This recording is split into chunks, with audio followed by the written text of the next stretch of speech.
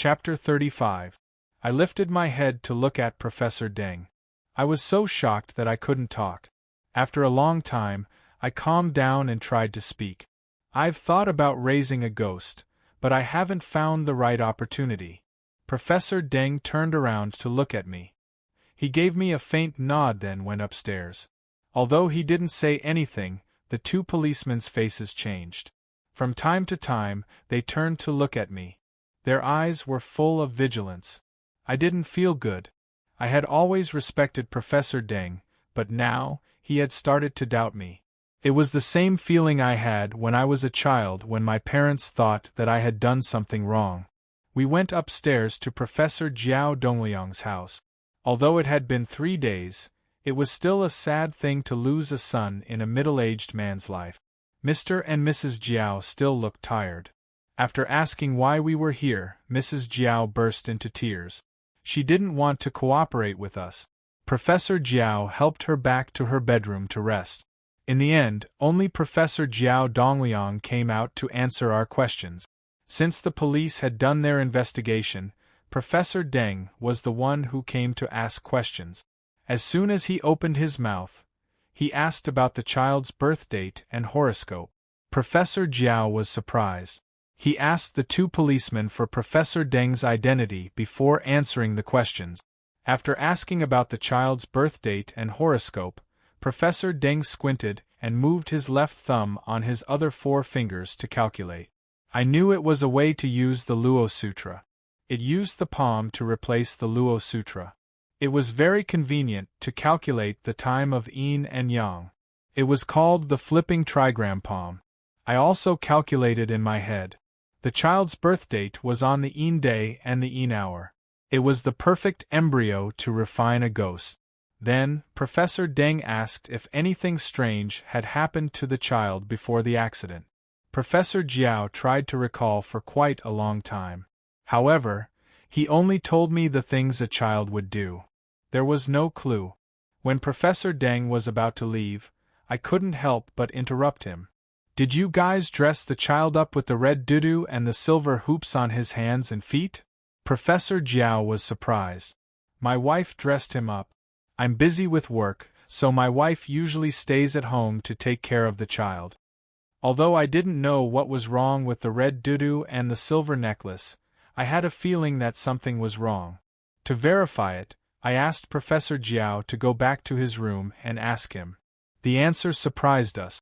Professor Jiao was not the one who dressed the child up, nor was it his wife. Both of them thought that the clothes and the silver bracelet were bought by the other party. Originally, the two of them still had some doubts. However, after the incident, the two of them were too engrossed in grief and forgot about this matter. Then, we checked the surveillance footage before the accident. 2 hours before the accident, we found that the child had climbed out of the stroller and ran to the blind spot of the surveillance camera. When he came back, his one-piece baby outfit had turned into a red doo-doo, and there were silver rings on his hands and feet. This was the only valuable clue we had found today. I was shaken. I wanted to find the exact location of the kid, according to the surveillance footage.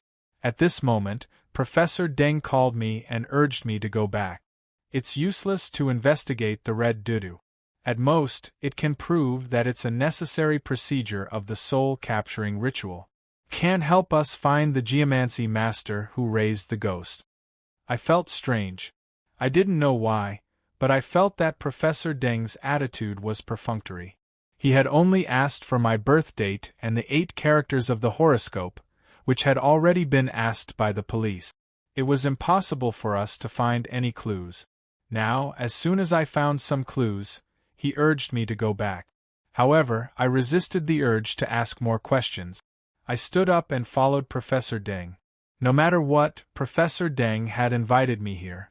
Otherwise, I wouldn't have been able to see the crime scene. If I followed my own ideas, I would offend Professor Deng. However, after we left, Professor Deng explained to me, "I'm here to check if the police have forgotten anything. When I was in Professor Jiao Dongliang's house, I didn't see any place with thick yin energy. We don't need to waste time here. We should check the child's body as soon as possible." He was right. The crime scene was only important when the police investigated the case. To a geomancy master, the body could reveal more secret. I didn't think too much and followed Professor Deng to the forensic department of the Municipal Public Security Bureau. Professor Deng was the special consultant here, so he was familiar with the place.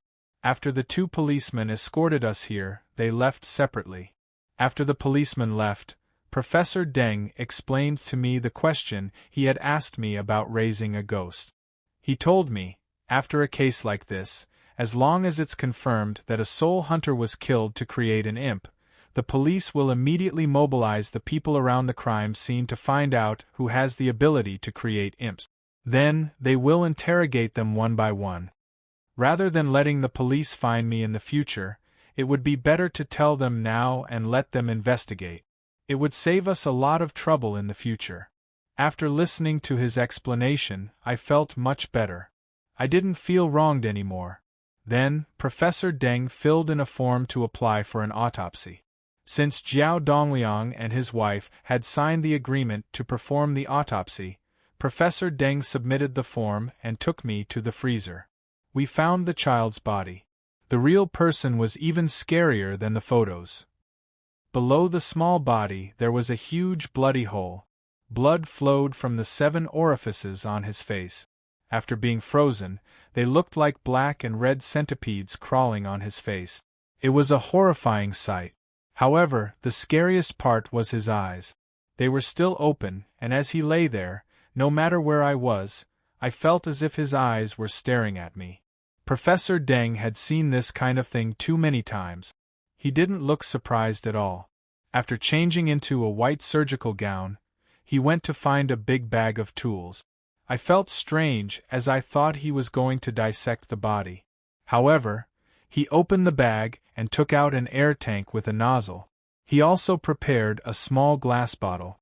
I felt strange. What do you want to do?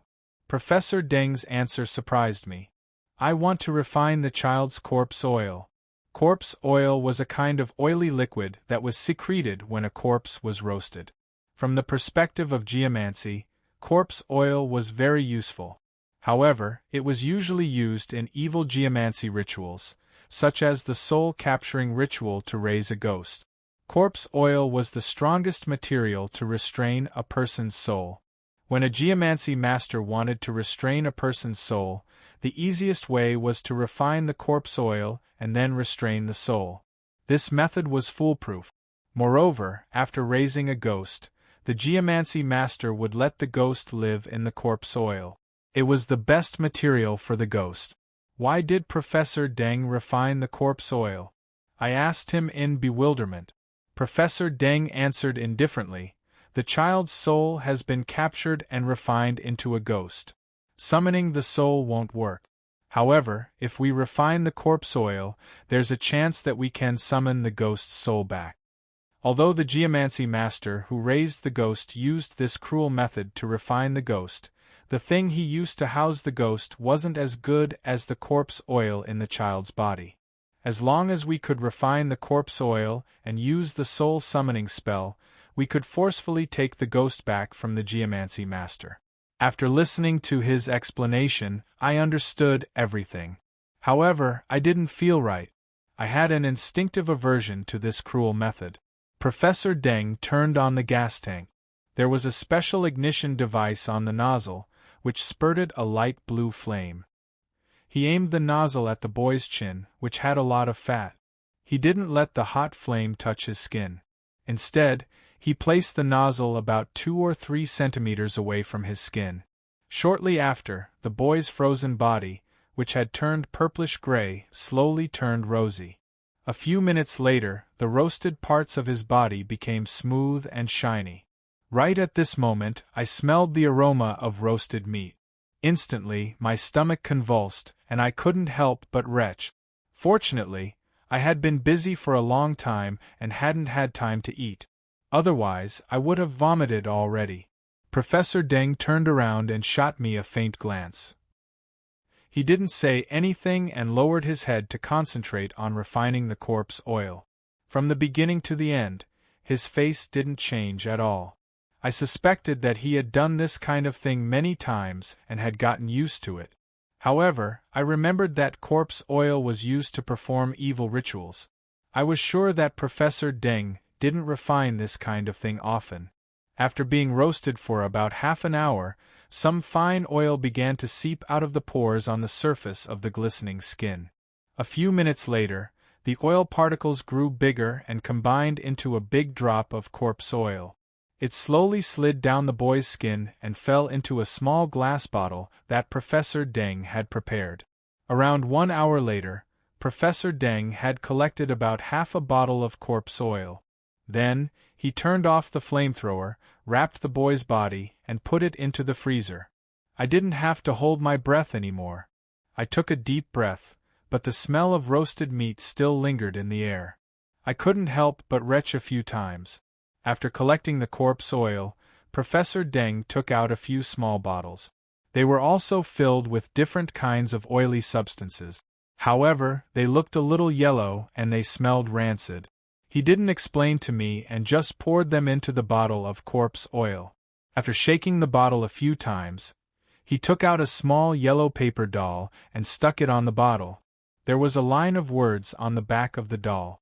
Professor Deng's body was blocking the yellow paper, so I couldn't see the words. I thought it was the boy's birth date and 8 characters, so I didn't pay much attention to it. But coincidentally, there was a mirror behind the place where we were standing. I turned around and saw the words written on the yellow paper doll in the mirror. Chapter 36. When I saw Tong Tong's 8 characters on the yellow paper, I panicked. I had a bad premonition. Professor Deng placed an incense burner on the table and lit 3 joss sticks. He was about to perform the soul summoning ceremony. I couldn't help but call him Professor Deng. Professor Deng turned around and narrowed his eyes. He looked at me with a sinister expression before asking, "What is it?" I didn't care about anything else. I braced myself and pointed at the yellow paper on the bottle. "Did you write the wrong date of birth?" Professor Deng slowly turned his head and looked at it. He said calmly, "Oh, I did write the wrong one.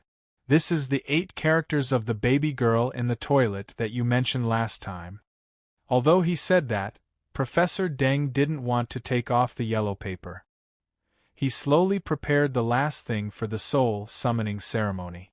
I didn't know what Professor Deng meant, but I still had a bad premonition. I asked him, "Professor Deng, don't we need to change the 8 characters?" Professor Deng didn't pay attention to me.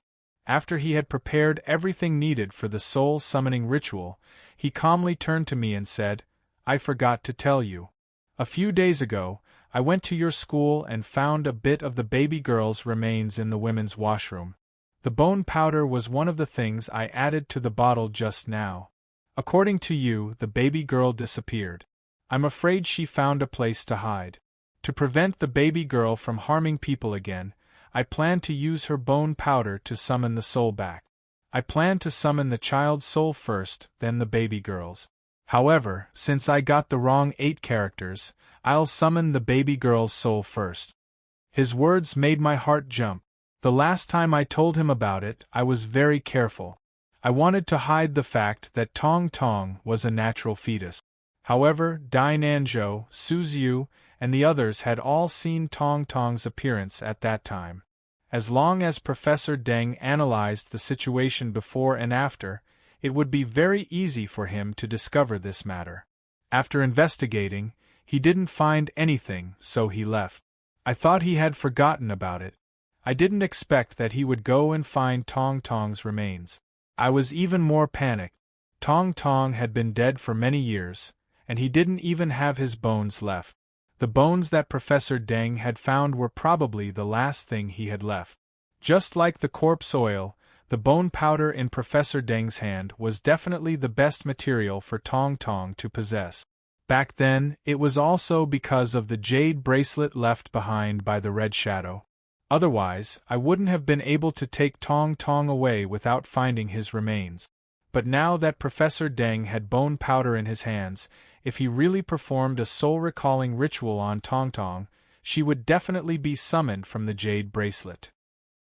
There was also a problem with the degree of fusion for the little ghost's host. The most suitable would naturally be the corpse oil, bone powder, hair, and other things from the corpse itself. At the very least, it would be the clothes that the little ghost had worn when it was alive.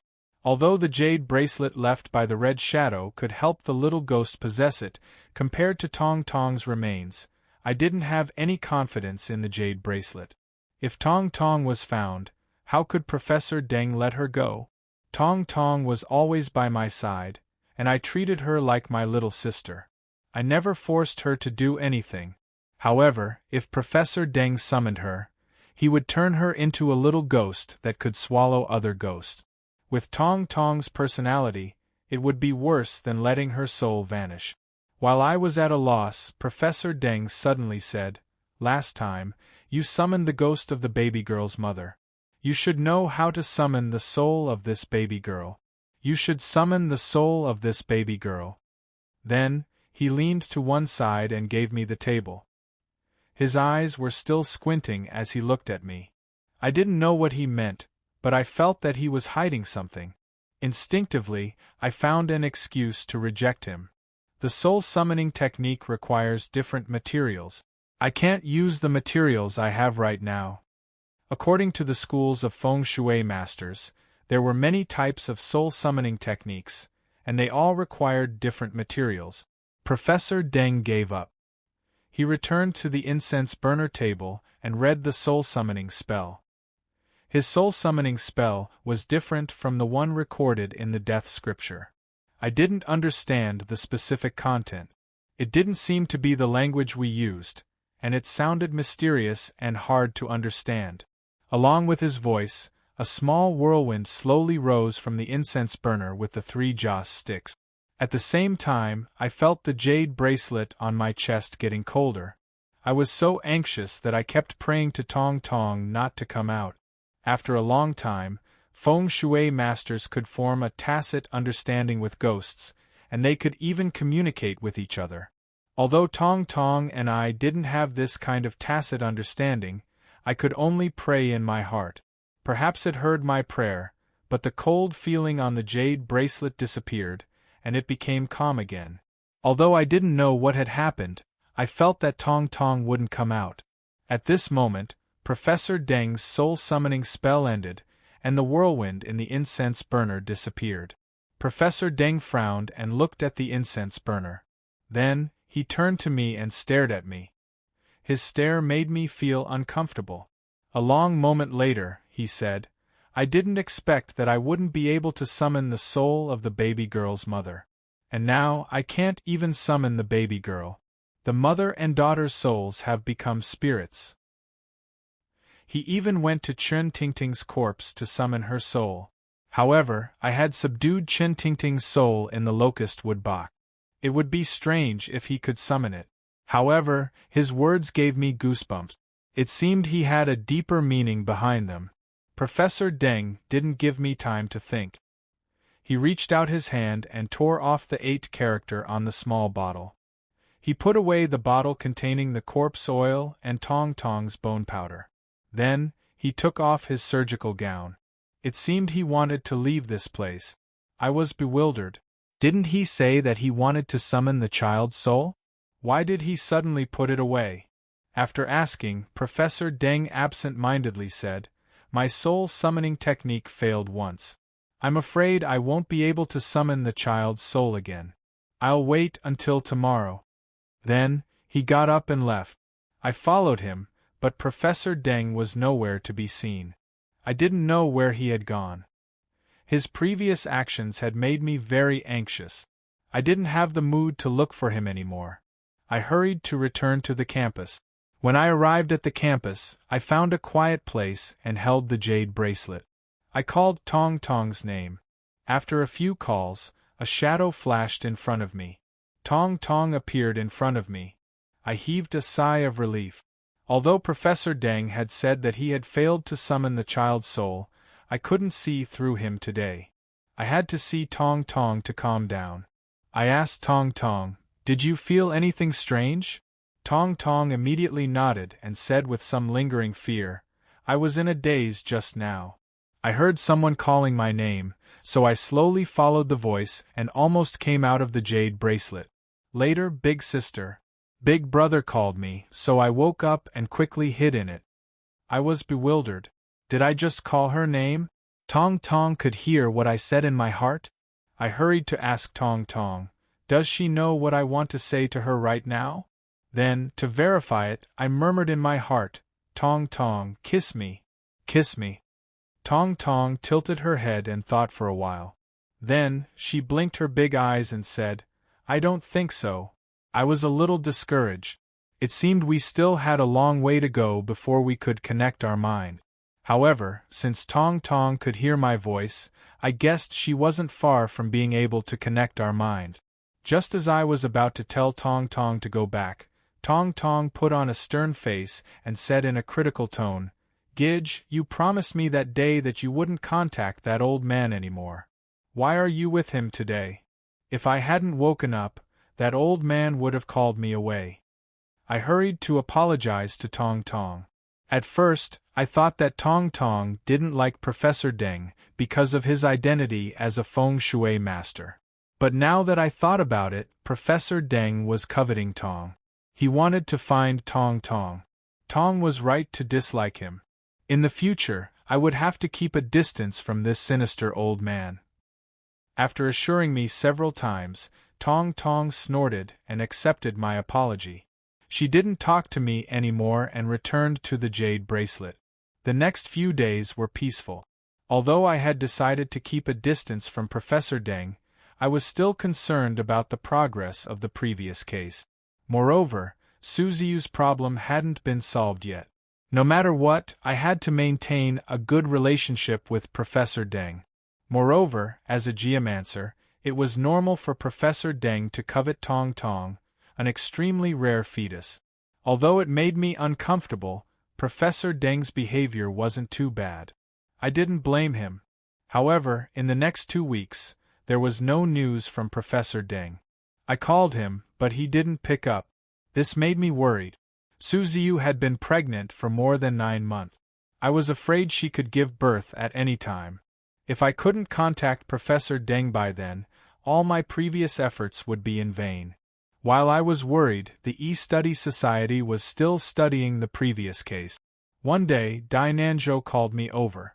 When we were discussing the case, I mentioned the red doudou and the silver necklace that the child was wearing. Dai Nanzhou, who was quick-witted, asked, if Professor Jiao and his wife didn't buy the red doudou and the silver necklace, could it be that the geomancer sent the little ghost to his house? His question enlightened me. I had been thinking about the connection between the two items and the soul-capturing ritual, but I had never thought about how they had ended up in Professor Jiao's house. Dai Nanzhou's suggestion of sending the little ghost to his house wasn't true. Tong Tong was a rare fetus, and he had to practice the godhood technique to be able to put on clothes. The little ghost's strength was really weak. The red doudou was easy to explain, but the little ghost couldn't have sent the silver necklace to Professor Jiao's house. The silver necklace wasn't heavy, but it was very dense. The little ghost wouldn't be able to carry it. Thus, someone must have sent the two items to Professor Jiao's house. After I found this clue, I told the students in the E-Study Society.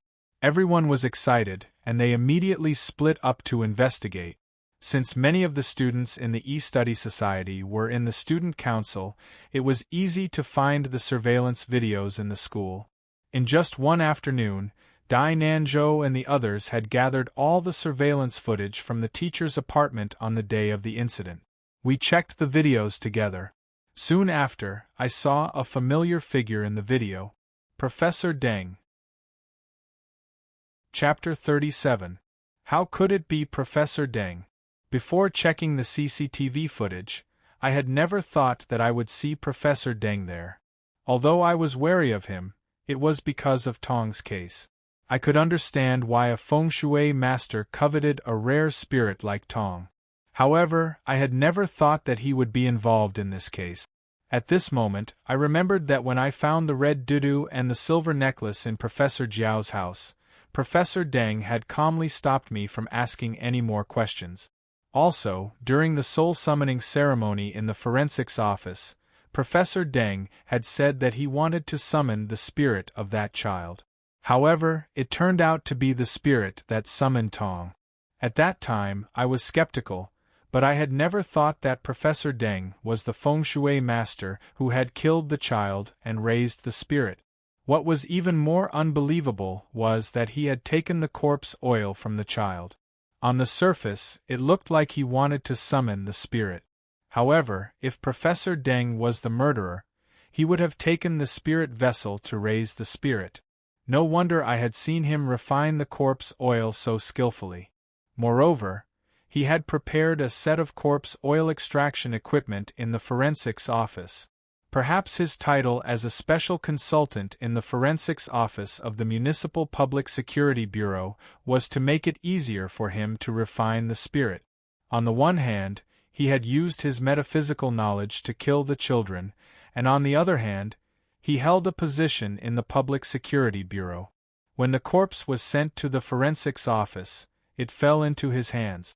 Professor Deng's scheme was really cunning. This time, there were 4 cases of children's deaths in our city. Who knew how many had happened in the past?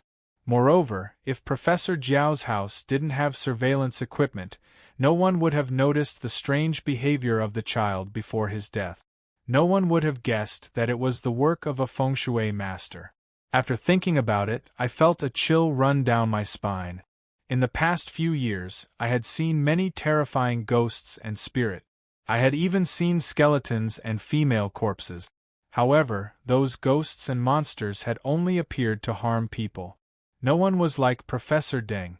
While killing people, he lived a normal life. He was a university professor, the vice president of the Feng Shui Association, and he even held a position in the Public Security Bureau. Compared to ghosts and spirits, humans were the scariest. The students of the E-Study Society were still discussing why Professor Deng had appeared in the surveillance footage. Only I was certain that he was the murderer. My heart was pounding, and I was scared and angry at the same time. So what if I can confirm that he's the murderer? Call the police? Moreover, Professor Deng had been working in the forensic department for many years. I was afraid that no one would believe my words. As for relying on myself, that's even more impossible. The reason why I was able to enter the Geomaster realm and comprehend the use of Qi was because of Professor Deng's words. I am currently an elementary Geomaster, but Professor Deng's realm is probably so high that I can only imagine it. What to do? Could it be that he could only pretend not to see it? Although I am a feng shui master, I am still a 20-year-old college student. My heart was warm and my blood was boiling. The image of Professor Jiao's child's corpse was still floating in front of my eyes. How could I just stand there and watch without feeling anything? But if he really had to think of a way to deal with Professor Deng, what about Suziu? I had persuaded her to keep the child in her belly.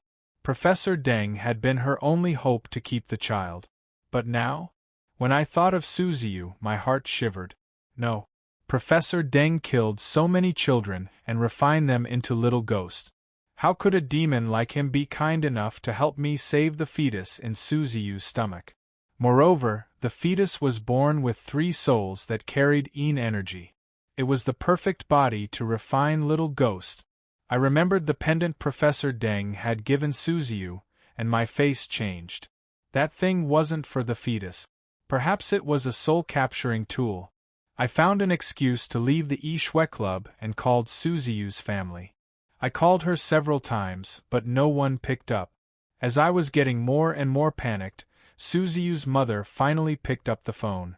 As soon as I asked Suziu, Mrs. Su cried and said that Suziu was giving birth. I was startled. Suziu was giving birth? Why didn't she contact me? Also, why did Mrs. Su keep crying? Before I could ask, Mrs. Su said, "The old man I brought last time is at home, and the child's condition isn't good." When I heard that, I felt my scalp tingle. Professor Deng hadn't shown up for a long time, and I thought that he had found out the truth, so he had run away. However, I didn't expect that he would go to Suziu's house while she was giving birth. At first, I only suspected that he would do something to the fetus in Suziu's belly. But now, after seeing his actions, I was afraid that he had already planned this. I didn't have time to ask. I only had one thought in my head, and that was to stop Professor Deng. Even if I couldn't save Suziu's child like I had promised her, I couldn't just stand and watch Professor Deng raise the poor fetus into a little ghost. I hurried to call a taxi and gave the driver all the money I had. I asked him to take me to Suziu's house as fast as possible. Around 20 minutes later, I arrived at Suziu's house. Before I entered the house, I heard Suziu screaming inside. I relaxed a little. Suziu was still screaming. I guess she hadn't given birth yet. This child was a living fetus, and it would die as soon as it came into contact with yang energy. Perhaps it could still be saved. When I was about to knock on the door, I pushed it open. Suziu's door wasn't locked, and it was pushed open. At this moment, I didn't have time to be skeptical and rushed into the house. There was no one in Suziu's living room. I followed the sound and went to her bedroom. As soon as I pushed the door open, I saw Professor Deng sitting on a chair not far from the door. He was holding a teacup in his hand, calmly drinking tea. Suziu was lying on the bed. Her face was covered in sweat, and her legs were spread apart. She was screaming that she was going to give birth. Except for the two of them, there was no one else in the room. Mrs. Su, who had answered my call earlier, was nowhere to be seen. I gazed at Professor Deng and enunciated each word. Professor Deng, I don't care about other things, but I want to know if you can save Suziu's child. Professor Deng calmly looked at me. His face was still as calm as ever. He said, "It seems that you already know something. Let's not talk about that for now. If you want to save the fetus, I can't help you. You'll have to rely on yourself." "You can't help me?" I tried to suppress my anger. As long as you use a Yin talisman, you can temporarily remove the Yin energy in the child's body. It won't die from the collision of Yin and Yang energy. It will slowly recover in the future. "You said you can't help me?" Professor Deng slowly took out a red talisman and said calmly, "The last time you brought me here, I gave this girl a soul wood. After several months of nourishing, the baby's soul is very strong, and the Yin energy is also very strong. A Yin talisman can't remove it. You have to use this red talisman. Anyway, the child is about to be born. Once it's born, it will die when it comes in contact with Yang energy. This red talisman is useless." Then, he threw the red talisman to me.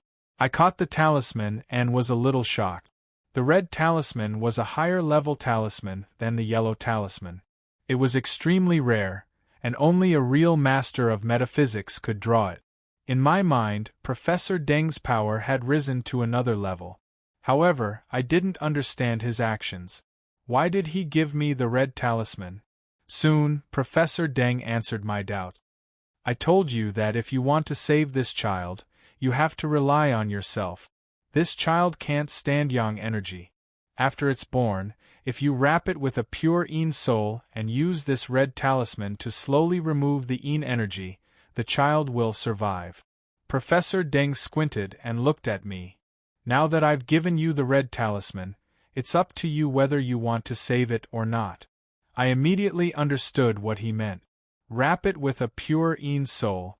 It turned out he already knew that I had taken Tong Tong away. No wonder he had tried to summon Tong Tong's soul in front of me. He had even asked me to use the soul summoning technique. It was all to test me. The last test didn't work. This time, he gave me two options. I could watch Suziu's child die, or I could call Tong Tong out and save the child. However, if Tong Tong came out, with Professor Deng's power, he wouldn't let me take him away. What should I do? Who should I choose? Suziu's child or Tong Tong?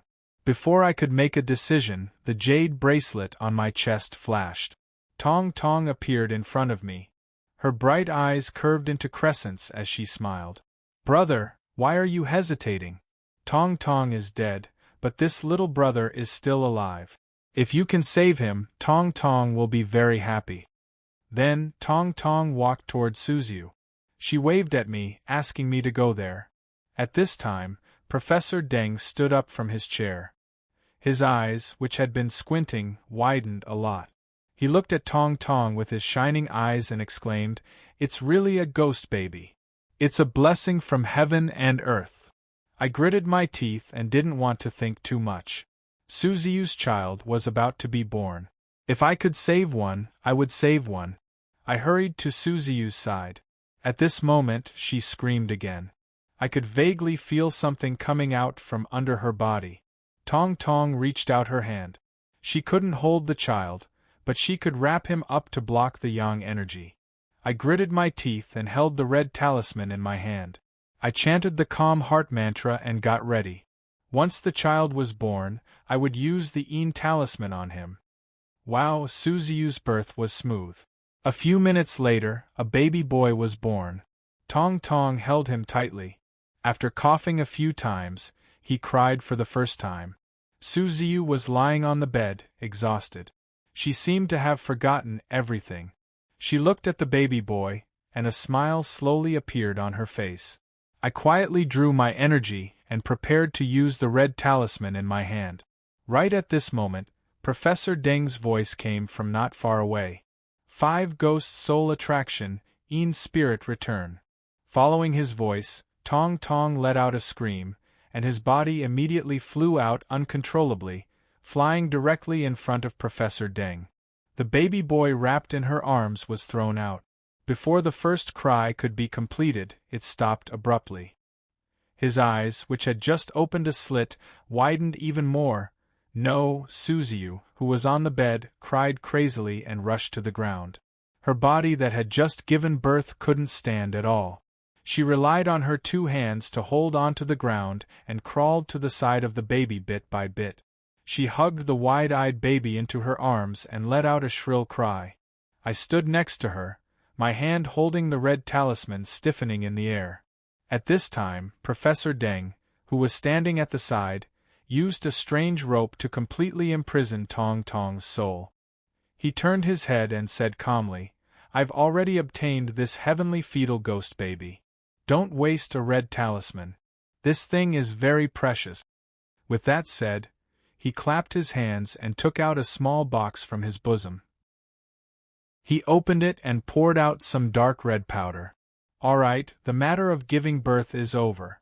Next, let's discuss the problem of the ghost baby." He pointed at Tong Tong and said, "Last time, I used her corpse to summon her soul, but I still couldn't summon it. It seems her host is a little strange. Now, hand over her host. Oh right, there's one more thing. I've investigated you before. You seem to have experienced something in high school. In just a few years, you've learned a lot about feng shui and metaphysics. I'm afraid you've had a fortuitous encounter. Hand over what you should. I won't make things difficult for you." At this moment, I finally woke up from the shock. Endless anger filled my heart. I looked at Professor Deng in front of me and hated that I couldn't die together with him. How much had Suzu suffered for this child? For this child, Tong Tong didn't even hesitate and made the choice for me. However, after doing all that, Professor Deng just casually took Tong Tong away and killed the newborn baby boy. As for what he wanted from me, it was nothing more than the jade bracelet and the death scripture. I'd always thought that I was cautious enough, but I didn't think that I had any secrets in the eyes of this cunning demon. In my endless anger, I didn't care about the jade bracelet or the death scripture. If I could exchange these 2 items for the 9th heaven's divine lightning that could kill this bastard, I would have chosen to exchange them. However, no one gave me the chance to do so. Besides glaring at Professor Deng with bloodshot eyes, I couldn't do anything else. Seeing that I didn't move, Professor Deng sighed. He grabbed a handful of cinnabar from the box in his hand and gently threw it at Tong Tong. My eyes shrank. Tong Tong was a Yin soul, and cinnabar was a Yang item. I could imagine how painful it was to throw cinnabar at her soul. However, Tong Tong didn't scream. Her body shivered and she whimpered. At the same time, she whispered to me, "Brother, hurry up and leave." How could I leave at this moment? I bit the tip of my tongue and dashed toward Professor Deng.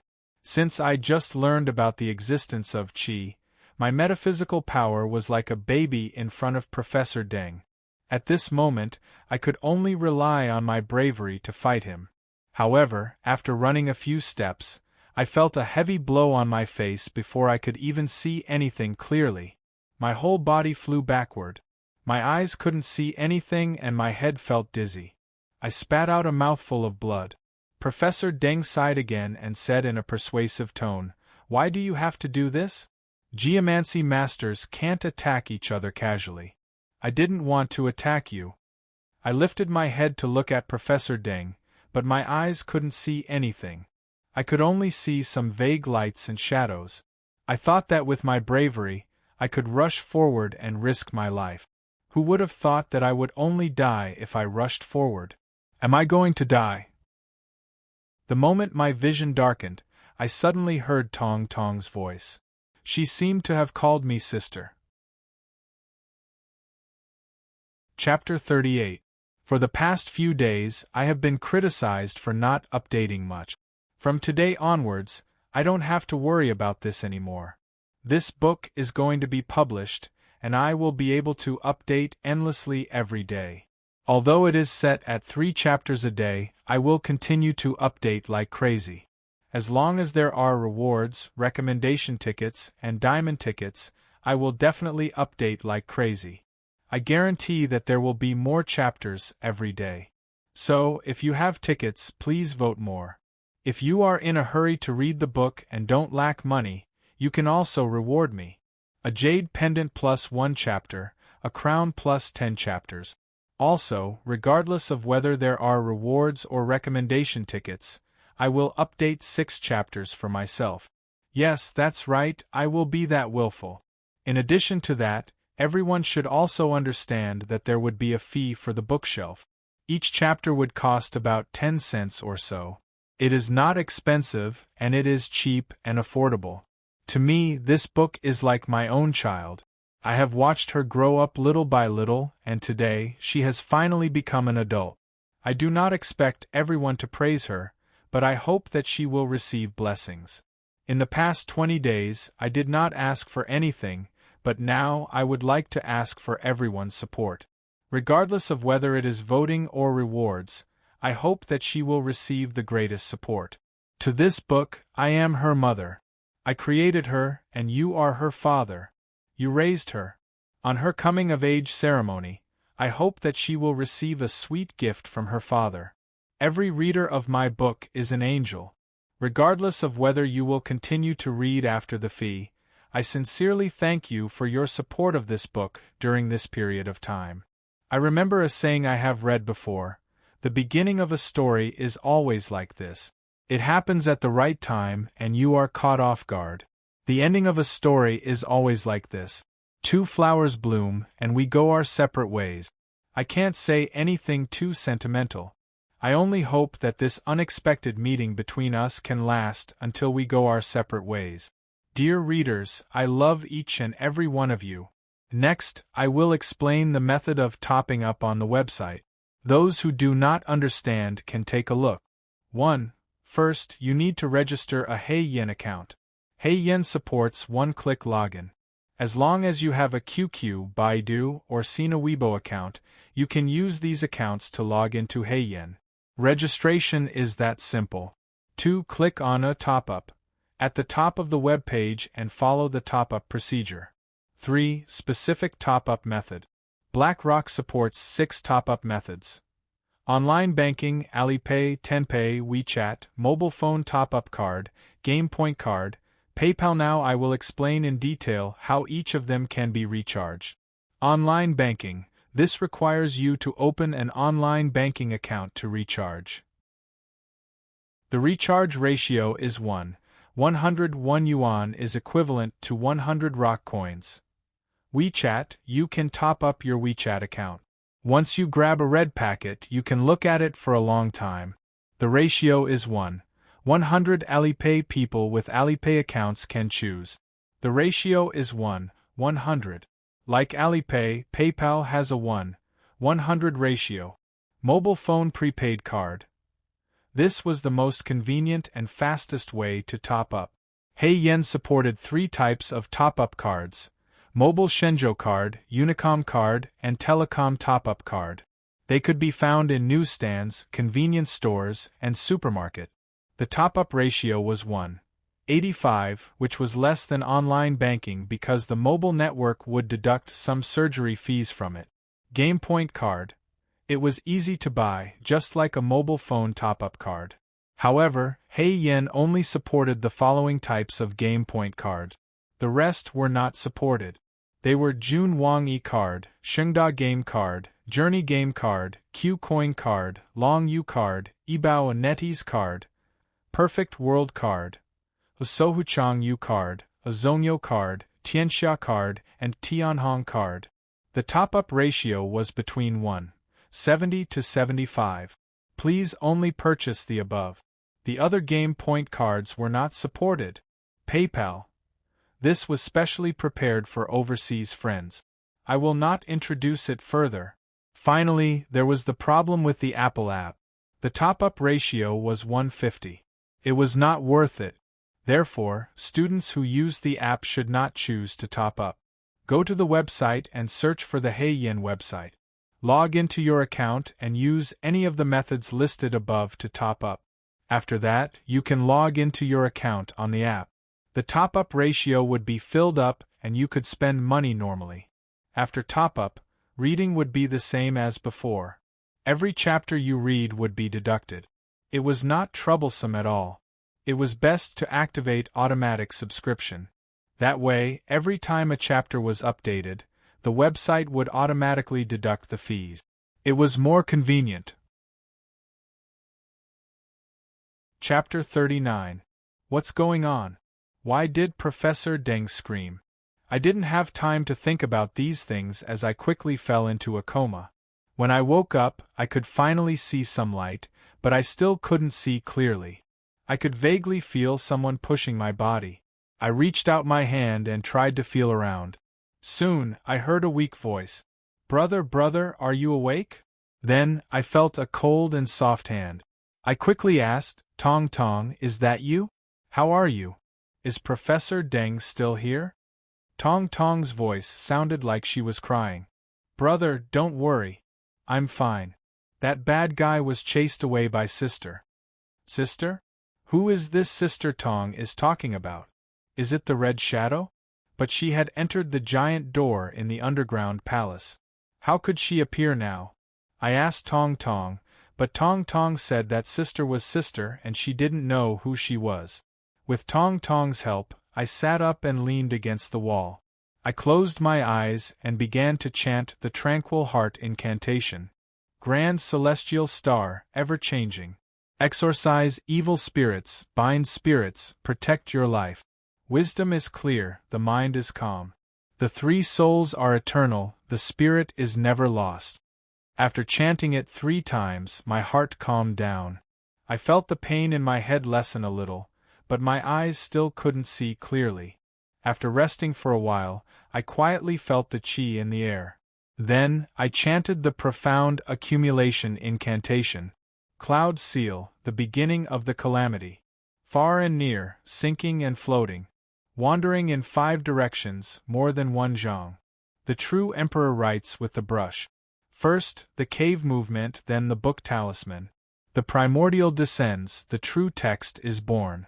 Clear what is there, obscure what is not.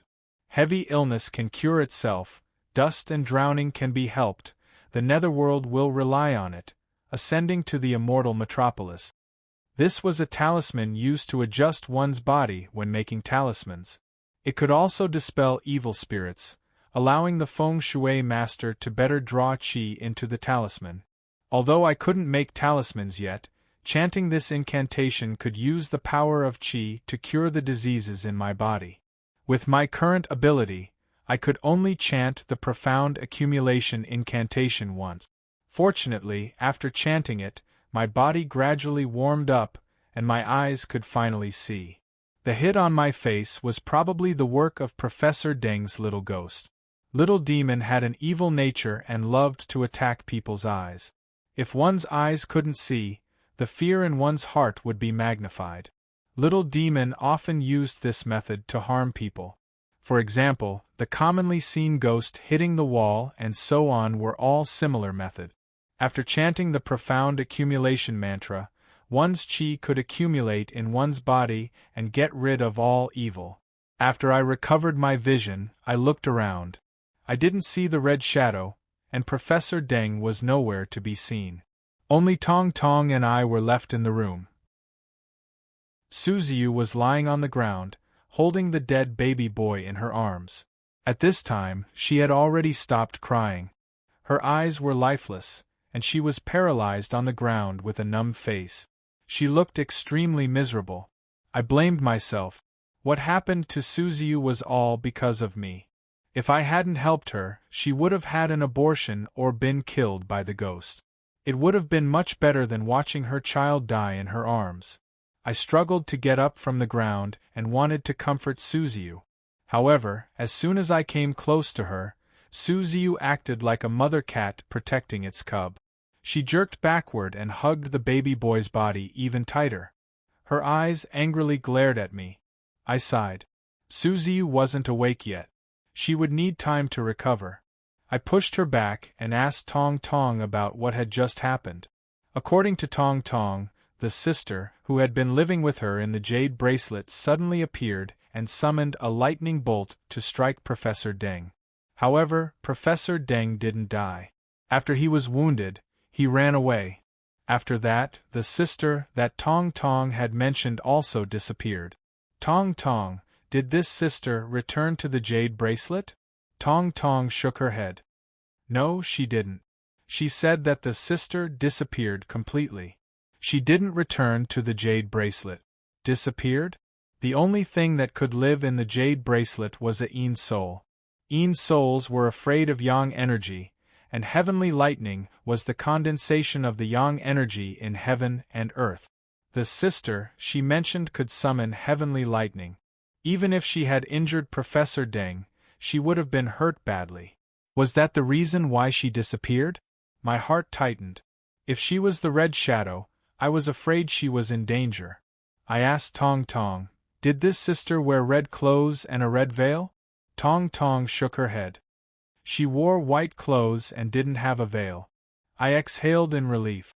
Since the Red Shadow had appeared next to me, she had been wearing the same clothes. If she didn't wear red clothes, she couldn't be the Red Shadow.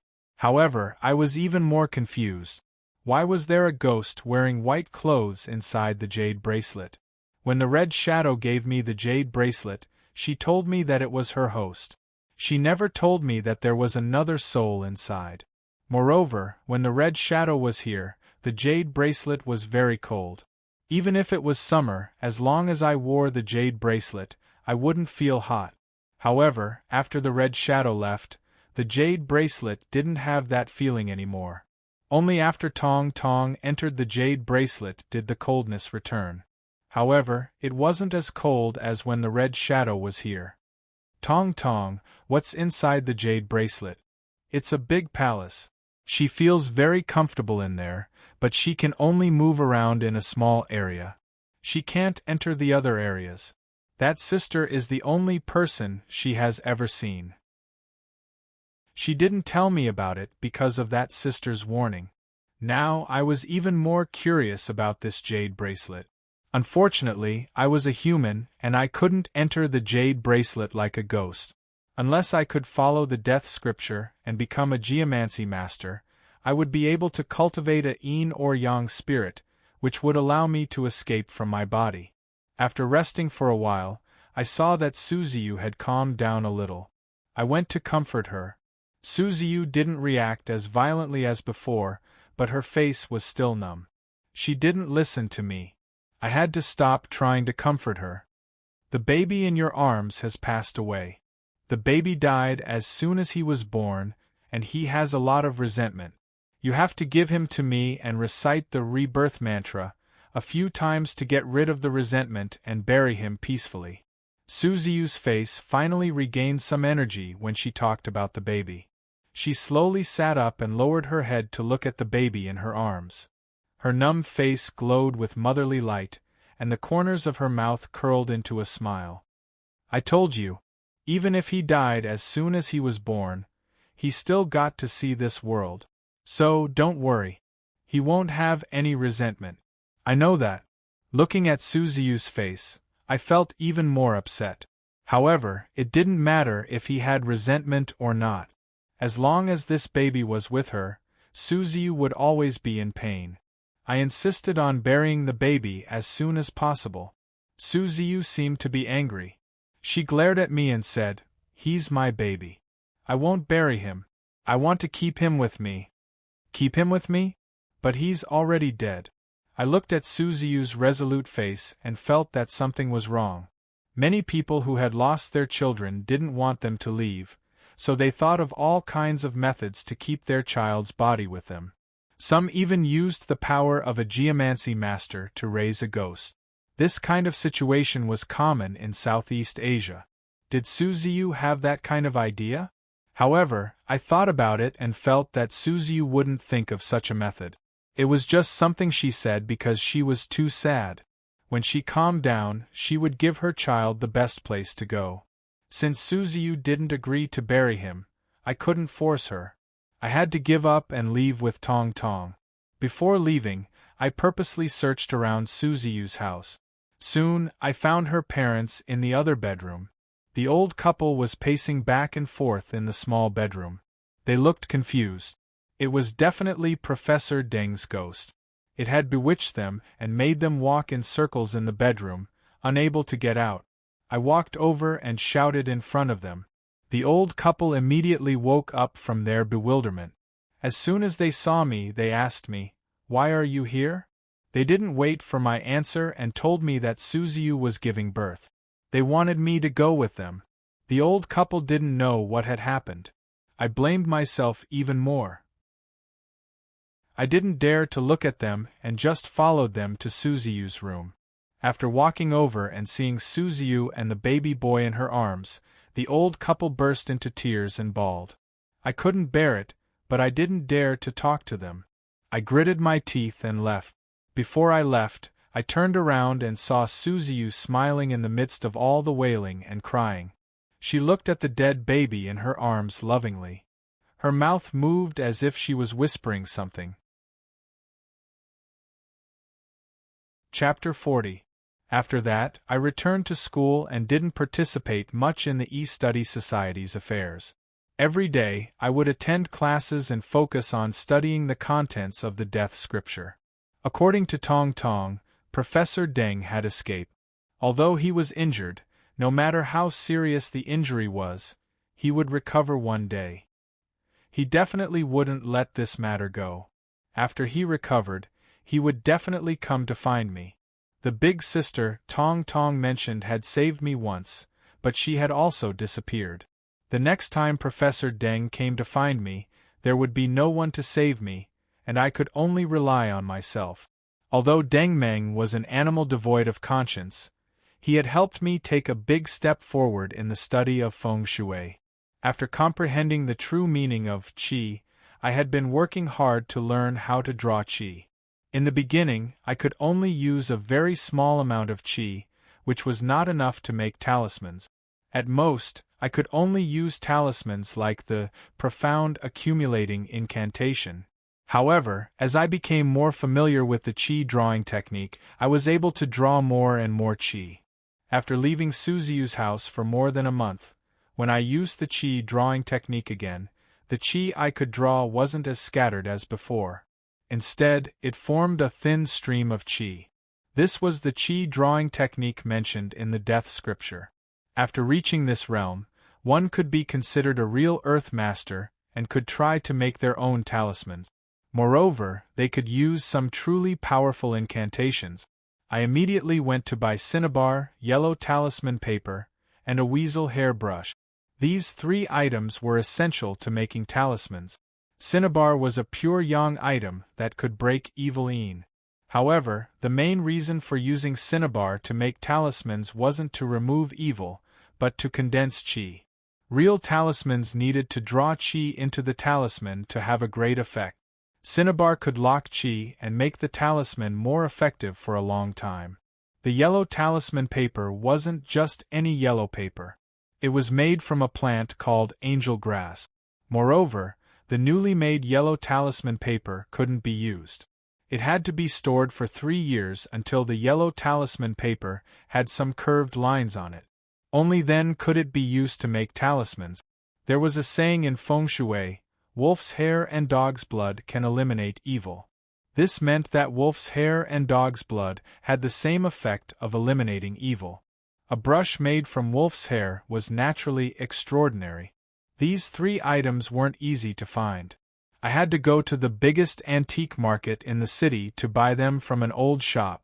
At first, I didn't buy any yellow talismans. Before we left, the shop owner told me that he had some old paper and asked me to take a look. When I looked at the paper, I saw a cloud pattern on it. It was the yellow talisman paper I needed.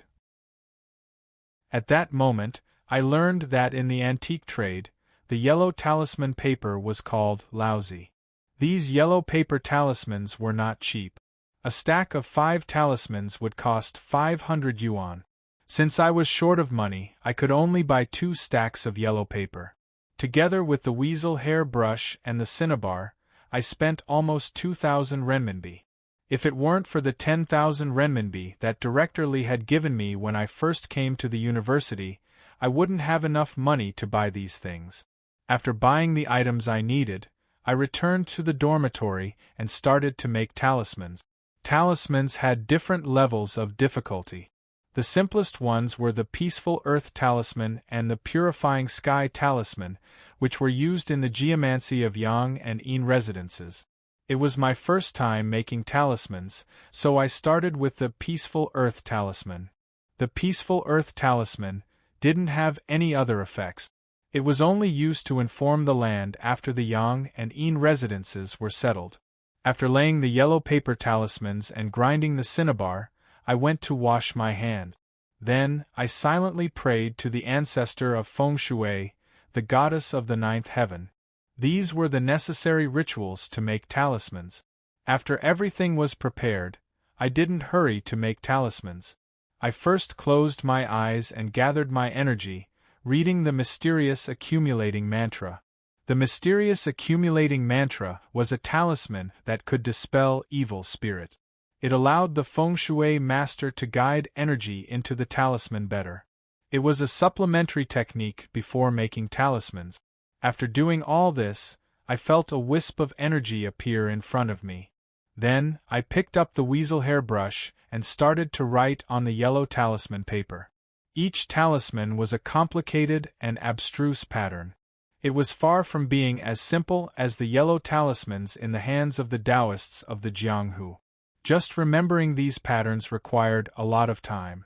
It took me many years to gradually remember a few of the commonly used yellow talisman patterns. Although I had memorized the patterns in my head, when I started to draw them, I found that it was very difficult. Making talismans wasn't just about drawing the pattern. I had to control the energy to follow the tip of the brush and make it flow into each stroke of the pattern. That way, the completed pattern would be a real talisman. I hadn't even drawn half of the first yellow talisman paper when I made a mistake. It wasn't that my memory of the pattern was wrong. It was just that during the drawing process, the tip of the brush inexplicably changed directions. I couldn't control it at all. It was a sign that the energy didn't follow the brush. Although I could draw the energy like a wisp of silk, it wasn't easy to control the energy to follow the brush. My first attempt was a failure. I put down the brush, but I wasn't discouraged. I closed my eyes and rested for a while. After I adjusted my condition, I tried again. After using the whole stack of yellow talisman papers, I still couldn't draw the Peaceful Earth Talisman. The closest I got was when I was drawing the last 3 strokes. My wrist shook, and I couldn't control it well. I failed again. After 5 consecutive failures, My forehead was sweating profusely. I had consumed a lot of energy, and I even felt a little weak. In this situation, if I continued, I would just be wasting the yellow talisman papers. I couldn't succeed. Looking at the 5 discarded yellow talisman papers in front of me, I forced a smile. No wonder the feng shui master had to charge a high fee to read people's fortune. The things he used were really expensive. I put away the yellow talisman papers, the weasel hairbrush, and the other items and had a good night's sleep. When I woke up the next day, I felt refreshed. Then, I took out the yellow talisman papers and the other items to try again. This time, I didn't hurry to draw the talisman. First, I found the records about qi in the death scripture.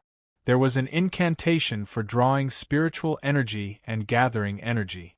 At first, it was used to comprehend the energy. However, last night I summarized the reasons for my failure. I felt that it was because I didn't have a deep understanding of the method to draw spiritual energy. On the one hand, it was because I wasn't familiar with it. On the other hand, I couldn't draw enough energy when I was making talismans. This incantation could temporarily increase the amount of energy I could draw. Perhaps it would have a miraculous effect when I was making talismans. After preparing last night, I picked up the weasel hairbrush and read, "Don't let your wandering thoughts be delusional. The Pure Land can return to enlightenment. Don't be ignorant of the current internal energy. It all depends on the cleansing." After chanting, the hair-like energy in front of me seemed to become thicker. I didn't dare to linger. Taking a deep breath, the weasel hairbrush moved quickly on the yellow talisman paper. This time, it went smoothly. Soon, I reached the last stroke. I read the incantation for the Peaceful Earth Talisman.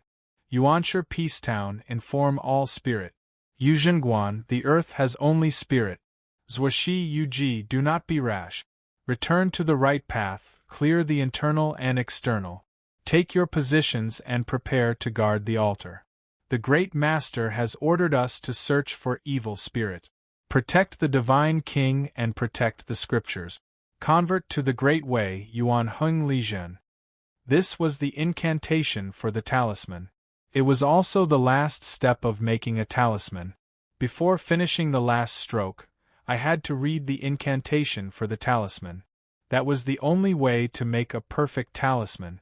After I read the last sentence, the weasel hair brush in my hand moved up, completing the last stroke of the Peaceful Earth Talisman. Right after that, the yellow talisman paper flashed with a yellow light. After the talisman pattern circled once, the light disappeared, and the vermilion lines on the talisman became lustrous. A perfect, jade-like pattern appeared. It was exactly the same as the Peaceful Earth Talisman in my mind. Finally, it was done. When I picked up the talisman, my heart was filled with great satisfaction. Although it was the simplest earth-calming talisman, it was a sign that I could draw spiritual energy into the talisman.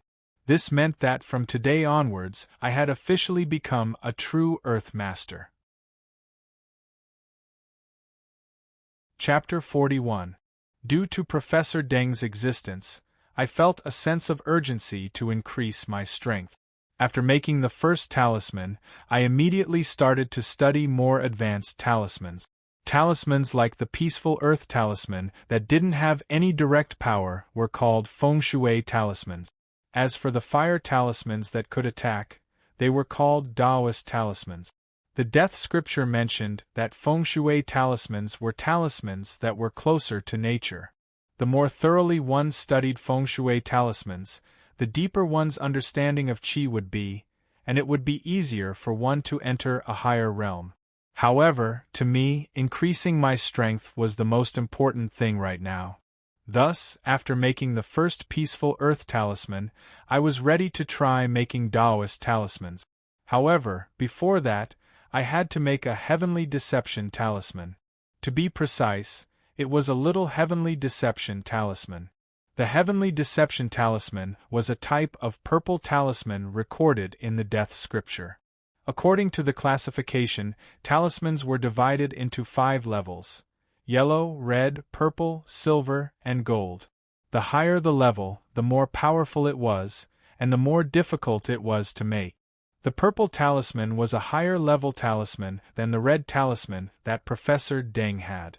With my current ability, I couldn't make it. However, the Heavenly Deception Talisman was a special combination of talismans. It consisted of 72 talismans, which corresponded to the number 8 and 9. The little Heavenly Deception Talisman was just one of the Heavenly Deception Talismans. According to the classification, it belonged to the yellow talisman category, which was within my current ability. Its effects were clearly recorded in the death scripture. Confine the bloodline and isolate the ancestral shade. Before coming to the university, I had promised President Liu that I would find a way to relocate his ancestral grave. It was this talisman. At that time, I had promised him 3 years. I didn't expect that only 1.5 years had passed, and I could try to make this talisman. The little Heavenly Deception Talisman was also a feng shui talisman, but it wasn't any less difficult than a Taoist talisman. This time, I had spent 2 months to make it. To make this talisman, I had spent several thousand renminbi on the yellow talisman paper, and I had spent almost all of my savings. Since it was the summer vacation of my sophomore year, I wasn't in a hurry to study talismans. Instead, I wanted to learn some other technique. Feng shui masters usually cast their spells in 5 forms: talisman, seal, astral energy, incantation, and magic item. Talismans are the simplest kind. As for the other hand seals, footwork, magic arts, and so on, I haven't been able to learn them yet. However, I can understand them in advance. As for magic tools, they are external objects. Although they are powerful, they can only be found by chance. I haven't studied them too much for the time being. In the blink of an eye, it was summer vacation. After returning home, I took the little deception talisman to find Chief Liu. My early arrival made Chief Liu very excited, and immediately arranged a welcoming banquet for me. When he learned that I had prepared the talismans to move the grave, Mr. Liu blushed. He couldn't help but shake his hands. He was so excited that he almost lost his composure. This made me feel strange. After all, the matter of the ancestral grave had been delayed for a long time. Moreover, it wasn't something urgent. As a shrewd businessman, Chief Liu shouldn't have lost his composure like this. However, he was so excited that he couldn't control himself. After the welcoming banquet, Chief Liu couldn't wait to bring me to his family's ancestral grave. Although it wasn't the first time I saw it, the geomancy and geography of the graveyard still made me scared. In the geomancy of a grave, it was important to find the dragon's veins. As long as one was a geomancer, he or she would spend their entire life searching for the dragon's veins. Some geomancers couldn't even find a good dragon's veins in their entire lives. It was clear that good geomancy was rare. However, good geomancy was rare, and bad geomancy was also rare. For example, the sky-piercing rainbow and the withered bone dragon, which were like dragons coming and going. I was afraid that even geomancers who had spent their entire lives searching for the dragon's veins had never seen such a thing. I didn't know why Chief Liu's ancestor had such bad luck to find such a place. I wasn't in a hurry to move the grave. Instead, I found the highest mountain nearby and climbed there to carefully observe the surrounding landscape. Although geomancers valued inheritance, they also valued understanding. This kind of geomancy was very rare. To Chief Liu's family, it was a disaster. However, to a geomancer, it was a chance to increase their knowledge. If they could see the origin of the grave, their understanding of the geomancy of a grave would increase. Strangely, while I was observing, I felt that the area around the grave was even bigger than the last time I saw it. Geomancy wasn't always the same. The changes of the natural environment could also affect geomancy. The effects could be good or bad. The geomancy of Chief Liu's family's ancestral grave was extremely bad, but it was getting worse. It didn't look like things would change in the opposite direction when they reached an extreme. Moreover, the changes of the natural environment were a slow process. However, this place seemed to be changing too fast. It had only been 2 years, and the changes could be seen by the naked eye. It was really rare. After observing for a while, I returned to the ancestral grave and took out the little deceiving talisman. I was ready to move the grave. The little deceiving talisman's effect was to seal the connection between Chief Lu's family and the ancestral bloodline. It would also separate the ancestral energy from the ancestral curse. This way, after destroying the metal water formation around the ancestral grave, Chief Lu's family wouldn't be affected by the geomancy of the ancestral grave. After the grave was moved, I would take back the little deceiving talisman to ensure that the grave would be moved smoothly. After opening the talisman, I stuck the little deceiving talisman on the main tombstone of the ancestral grave. Then, I turned around to check Chief Lu's fortune-telling. In just a blink of an eye, both sides of Chief Lu's head turned pale. It was because he didn't have the ancestral energy to protect him. Although the geomancy of Chief Lu's ancestral grave was bad, the ancestral energy had the effect of protecting his descendants. Moreover, the ancestral grave's geomancy was suppressed by the metal water formation, which helped Chief Lu a lot. After everything was done, Chief Lu came to me and asked, "Mr. Zhou, can we start moving now?" I nodded. "Yes, we can. However, we need to prepare the new grave first. The remains of our ancestors shouldn't stay outside for a long time. We have to move them as fast as possible."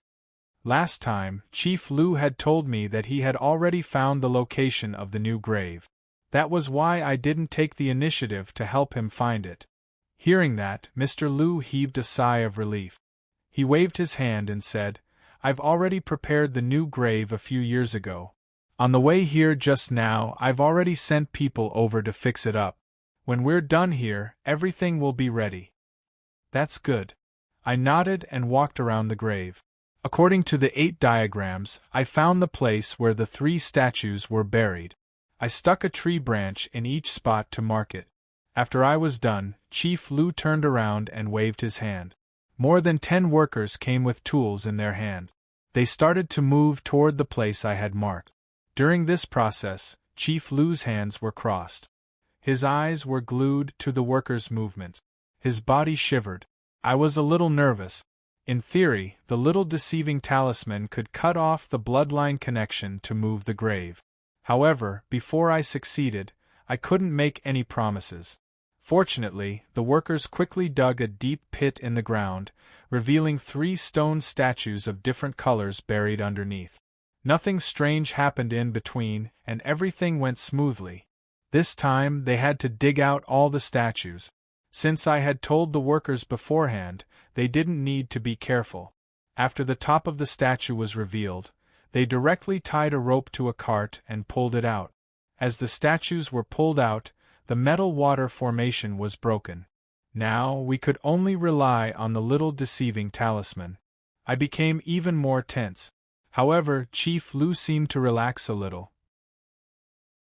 He didn't hesitate and directly asked all the workers to dig right above the grave. They quickly dug up the grave. As it turned out, my worries were unnecessary. Everything was calm.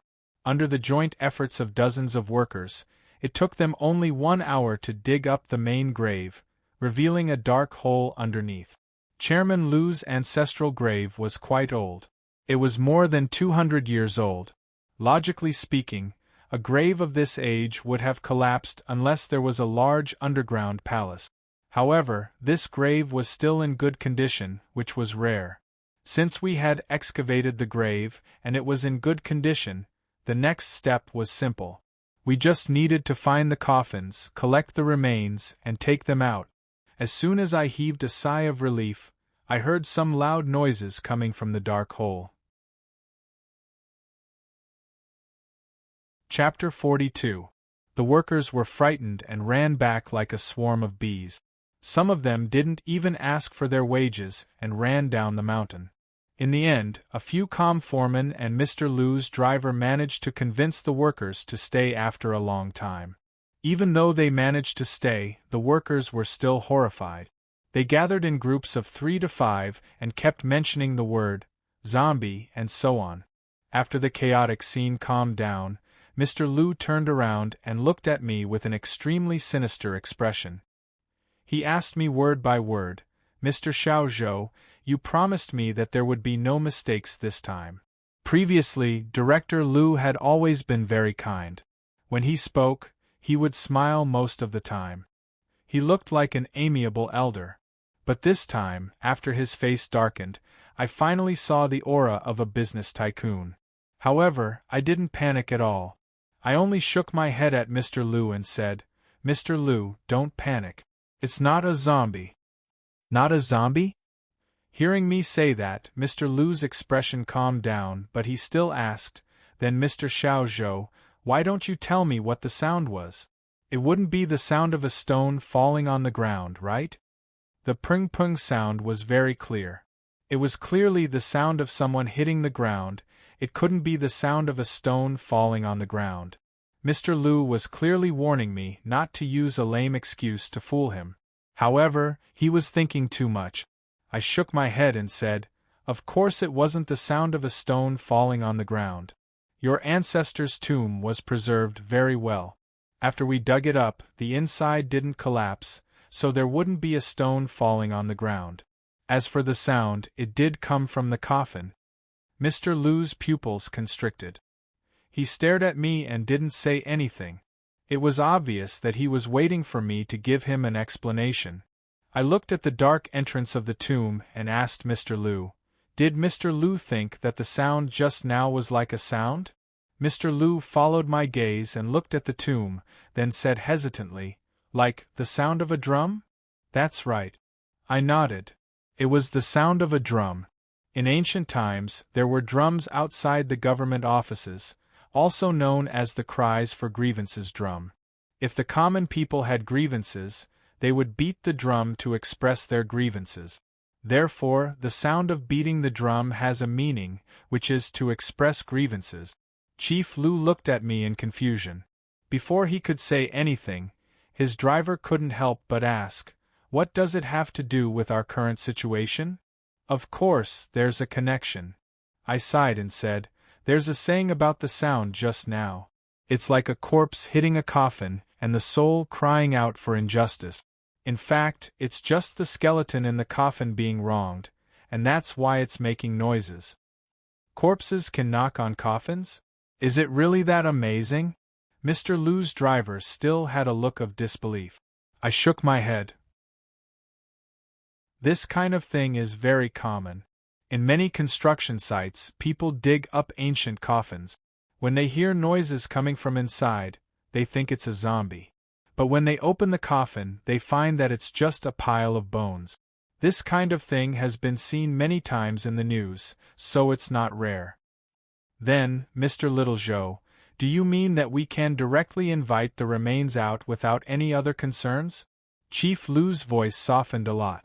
It was obvious that he agreed with what I said. I nodded. Everything has a spirit.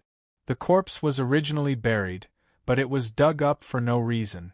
The corpse that has turned into bones has no ability to take revenge.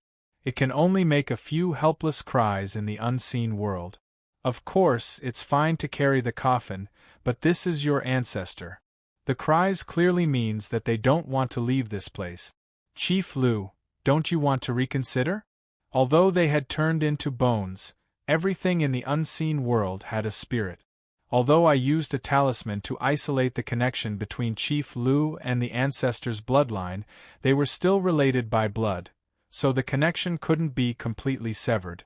Naturally, they could still feel it. However, what I didn't understand was that Chief Lu moving the grave was for the sake of the ancestors. It was a filial act. If the ancestors had a spirit, they should be happy. Why would they cry out in sorrow? I couldn't understand the reason behind it, but the cries of withered bones were a very sad thing. I couldn't help but advise Chief Lu to reconsider. Chief Lu's expression returned to normal. There wasn't any hesitation on his face. He quickly rejected me and said with a smile, "Being filial doesn't mean that I just let them do whatever they want. Perhaps the ancestors were willing to do so, but as a descendant, I can't just watch them suffer and do nothing. Mr. Littlejoe, you don't need to persuade me anymore. Since there's nothing else, I'll arrange for people to move the grave. Then Chief Lu called the driver over and said a few words. Then the driver walked to the group of workers and shouted. It was just the sound of sand and stones rolling down from the grave. Don't worry, there weren't any zombies. Also, to help everyone calm down, today's wages will be doubled. If you're willing to carry the coffin, your wages will be doubled. These words finally calmed the workers down. The group of people returned to the side of the grave, put down the extension ladder, and prepared to enter the grave. Although Chief Lu's ancestors came from a rich family, there were rules governing their graves. If they weren't high-ranking officials, their graves couldn't exceed the rules. There was only a simple grave. The workers were a little scared, but Chief Lu's driver volunteered. He went into the grave alone. After walking around for a while, he popped his head up and told the workers that it was safe down there. Then, he called the others to go with him. Only then did everyone cast aside their earlier fear. In order to get their wages quadrupled, they all volunteered to go to the tomb. The group of people busied themselves for a long time before they finally brought out 2 coffins. When I saw the 2 coffins, I was a little surprised. It wasn't because the coffins hadn't rotted after so many years, but because the 2 coffins were red. Moreover, it wasn't the usual crimson red, but a very bright red. Even though they had been buried for 200 years, the color of the coffins wasn't dark at all. From the perspective of funerals, red coffins didn't necessarily represent good or bad luck. It could be related to the burial customs and the owner's birth date. I didn't really care about the color. Chief Lu's ancestral grave was a big family grave.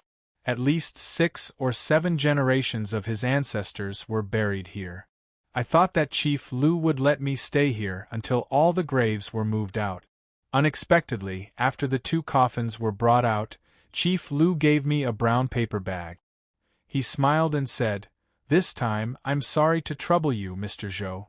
This is a small gift from me. I hope you won't mind." I was bewildered. I had just opened one grave, and Chief Lu wanted me to leave? I couldn't believe it, but since he had said so, I didn't force him to stay. I greeted him then bid farewell. When I left, Boss Lu even specially arranged for his driver to drive me all the way back home. On the way back, I recalled what had happened today. I felt that Chief Lu's attitude was strange, and I couldn't understand him. I couldn't find anything after thinking about it for a while, so I didn't think much about it. Instead, I focused on studying talismans. Because I was short on money, I couldn't practice a lot. But this time, Chief Lu gave me 100,000 renminbi, which was more than enough to buy yellow talisman papers and other items. After school started, I went back to school and bought a lot of yellow talisman papers and other items. Every day, I tried to make talismans, which helped me advance quickly. During this time, I purposely went to Suziu's house. Her family seemed to have walked out of the sorrowful atmosphere. However, Suziu had changed a lot. In the past, when she was in school, she didn't wear any makeup, and her hairstyle looked very pure. But now, she had makeup on and her hair was permed. She didn't look as pure as before, and instead, she looked a little seductive. Anyway, it was good. As long as she could walk out of the sorrow, it wouldn't be a big deal even if she let go of her old ways. Before leaving, I secretly left 50,000 renminbi for Suziu, hoping that it could help her. Chapter 43. The next time I saw Suziu wasn't in the real world, but on TV. That year, the local TV stations started to promote one talent show after another, triggering a nationwide movement to create stars. At first, this kind of thing was very far away from me, but later on, our school was stirred up because of a talent show. One of our schoolmates had entered the final of the show and became a famous star in just a blink of an eye. That schoolmate was Suziu. When I got the news, I dropped my jaw in surprise. Suziu was beautiful, but she was just an average-looking girl. She was far from being a heavenly beauty. Moreover, I had never heard that she was good at singing or anything like that. I couldn't help but be surprised when I heard the news. Later on, I watched the recording of Suziu's performance on the talent show. I didn't know if it was because of her makeup or something else, but Suziu looked much more beautiful in the TV. She exuded a special charm, and her watery eyes were very lively. No matter who saw them, they would feel that they were attracted to her. However, when I looked at Suziu's face, I felt a little uneasy. Her face was rosy, but there was a mass of thick black smoke between her eyebrows. It was obvious that there was something wrong with her health. Moreover, her complexion was too good, which made her look abnormal. It was as if she was strong on the outside but weak on the inside. Since I was watching through the TV screen, I wasn't sure if I had seen her correctly. However, I couldn't help but worry. I wanted to visit her, but her identity was different now. She had moved out of her house, and it was hard to find her. I had no choice but to give up. In the blink of an eye, it was the summer vacation of my junior year. At this time, I had mastered dozens of yellow talismans recorded in the death scripture. At the same time, I started to study the hand seals and the footwork. I could barely protect myself, but I didn't dare to relax. I was always on guard against Professor Deng's sudden appearance. In the past 2 years, Professor Deng suddenly disappeared. I secretly went to the university where he worked to investigate, but I didn't get any information. In addition, I also investigated the local Feng Shui Metaphysics Association. However, it's a relatively closed organization. Unless someone introduces you to it, you can't join it. After investigating for a while, I didn't make any progress, so I decided to give up. However, the longer Professor Deng didn't show up, the more I felt that he was preparing something. When he showed up in the future, he would use the cruelest means to kill me. Every time I thought about this, I would force myself to study the techniques of the geomancy masters recorded in the death scripture. However, these techniques were related to geomancy. With my current level, it was useless to just study by the dead. I had to go out and see the world. Only then would I be able to improve my geomancy knowledge. At this moment, my qi drawing technique has already reached the level of qi drawing technique like silk. Now, I can only rely on my own hard work, but I won't be able to improve any further. There was only one way for a Feng Shui master to reach the next level, and that was to find a dragon. Searching for a dragon was not searching for a true dragon like in the legends, but for a dragon's vein. This dragon vein was not the Kunlun mountain of the ancestral court of the dragon vein of the world, nor was it an ordinary hill with only a trace of dragon qi. Instead, it was the true dragon vein hidden in the mountains and rivers. Dragon seeking was definitely not what ordinary people thought it was. It was not just to provide funeral services and find rich graves for people. To a Feng Shui master, searching for a dragon was a kind of cultivation. A true dragon was hard to find. Many famous mountains and rivers didn't necessarily have a true dragon hiding there. However, in some shallow and low mountains, one might encounter a true dragon. In the study of geomancy, there was a saying, "Searching for a dragon in 10 years." This saying was enough to show the difficulty of searching for a dragon. A Feng Shui master had to spend 10 years to find a true dragon's vein. Although it was difficult, no Feng Shui master would give up on this cultivation. Not to mention 10 years, even if it was 20 or 30 years, as long as a Feng Shui master could find a true dragon's vein, he would die without regrets. Searching for a dragon wasn't just a chance for a Feng Shui master to verify his knowledge. After finding a true dragon's vein, he would receive great benefits. In terms of qi drawing technique, he could directly advance from qi drawing technique like finger to qi drawing technique like pillar. Previously, from qi drawing technique like silk to qi drawing technique like finger, I had studied all the yellow talismans. I had even dabbled in the hand seals and the astral steps to reach this realm. However, How much was the distance between a hair and a finger? What was the difference between a finger and a stone pillar? From chi drawing technique like finger to chi drawing technique like pillar, there was no hope of reaching this realm. Only a dragon's vein had this kind of power. Some feng shui clans or sects with inheritances would have a true dragon's vein found by their ancestors for their descendants to study and use. Each true dragon's vein was a huge treasure, enough to support the rise of a feng shui clan or sect. It was their ultimate secret, and the outside world would never know about it.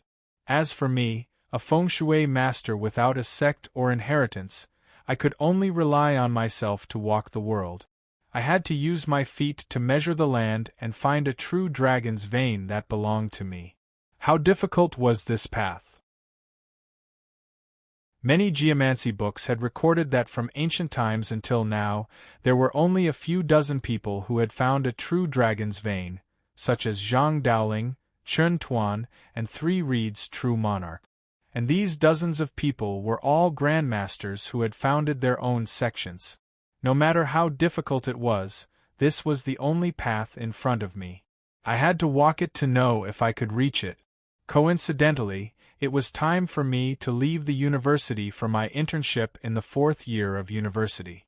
Many of my classmates began to send their resumes everywhere, looking for companies for internship.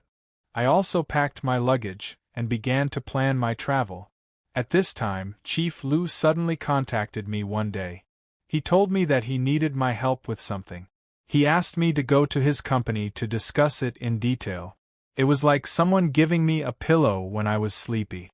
I immediately agreed, packed my luggage, and returned home. After resting for a while, I hurried to Chief Lu's company. This was the first time I had come to Chief Lu's company. When I had met him before, I only knew that he was a wealthy businessman. However, after seeing his company with my own eyes, I finally understood what kind of wealthy businessman he was. It was a 30-story building, and it was all Chief Lu's office building. Just this building alone was a sky-high price, not to mention his other factories and hotels. Compared to his assets, the 10,000 and 100,000 renminbi that I had treated as a sky-high price the last 2 times were just a drop in the ocean, not worth mentioning. When I arrived at the place, I reported to the receptionist. Soon, a beautiful girl took me to the top floor and brought me to Chief Lu's office. After entering the door, Chief Lu warmly greeted me. However, whenever I asked him about the grave relocation, Chief Lu didn't want to talk about it. He just gave me a vague answer. After exchanging greetings, Chief Lu told me why he had called me here. According to him, this matter was related to his ancestor. I guessed he wanted to find a place, so he came to me for help. His words made me feel a little strange. Geomancy masters could find dragons, seal acupoints, or even exorcise ghosts. What kind of place was he looking for? It was more appropriate to find a geographer or something like that. Why did he call me here? It didn't seem right. However, I wasn't in a hurry to ask. After Chief Lu explained, he got up and took out a yellowed booklet from the safe behind him. Let me take a look at the content first. As soon as I saw the booklet, I felt a sense of déjà vu. However, after taking a closer look, I realized that I had never seen it before. I suppressed my curiosity and asked Chief Lu, "What's this?" Chief Lu smiled and said, "Mr. Zhou has seen this before. However, it was through the safe, so he didn't see it directly." After he said that, I suddenly remembered that when I first met him, he purposely tested me to see if I could see what was bothering him. Then, I made a judgment based on his face and the safe shrouded in ancestral energy. My interest was piqued. I asked Chief Lu, "Is this the item in the safe?" Chief Lu nodded with a smile. "This is a booklet passed down from my ancestor. It records some of my ancestors' past events. Some of them seem unimaginable. In the past few years, I've always thought that they were the work of my ancestor in his spare time. However, after seeing some things in recent years, I feel that some of them might be true." Chapter 44. At the end of the Ming dynasty and the beginning of the Qing dynasty, Kaifeng Prefecture was the administrative center of Hunan Province, which was now the provincial capital. It was economically prosperous. Because the local area was rich in peanuts, Kaifeng was the oil hub of 13 provinces in the south, 7 north, and 6 north. Almost all the oil merchants in the country had set up shop in the local Yufeng Street. Because of the bad behavior of the merchants, they were often short on weight and bullied the market. The government took the money but did not care about it, which made people angry. One night, the sound of the night watch came from the Yufeng Street. The weather is dry, be careful of the fire. Bang, bang, bang. In the Liu family's old shop, a middle-aged woman was awakened and saw her man sitting on the edge of the bed, smoking a pipe. "Husband, why aren't you sleeping?" "I can't sleep. This year's peanut harvest is good. The new oil will be 30% cheaper than last year's. I'm afraid we will lose the oil we have in stock." The woman thought and said hesitantly, "I heard from the shop staff that other shops mix sesame oil and cotton oil into the oil. That's why the price is so low." "Husband, should we?" Before she finished, the man snorted, "God is watching what people do. Our Liu family has always been honest. This immoral trick can be popular for a while, but can it last?" The woman sat up with her clothes draped over her shoulders and said timidly, "Husband, have you heard? Old Gao's family all buried maggots under the big scale. Giving one caddy is 2 taels less. Today, the foreign merchant came back directly after buying the oil, but old Gao didn't give it to him, and even gave him a good beating.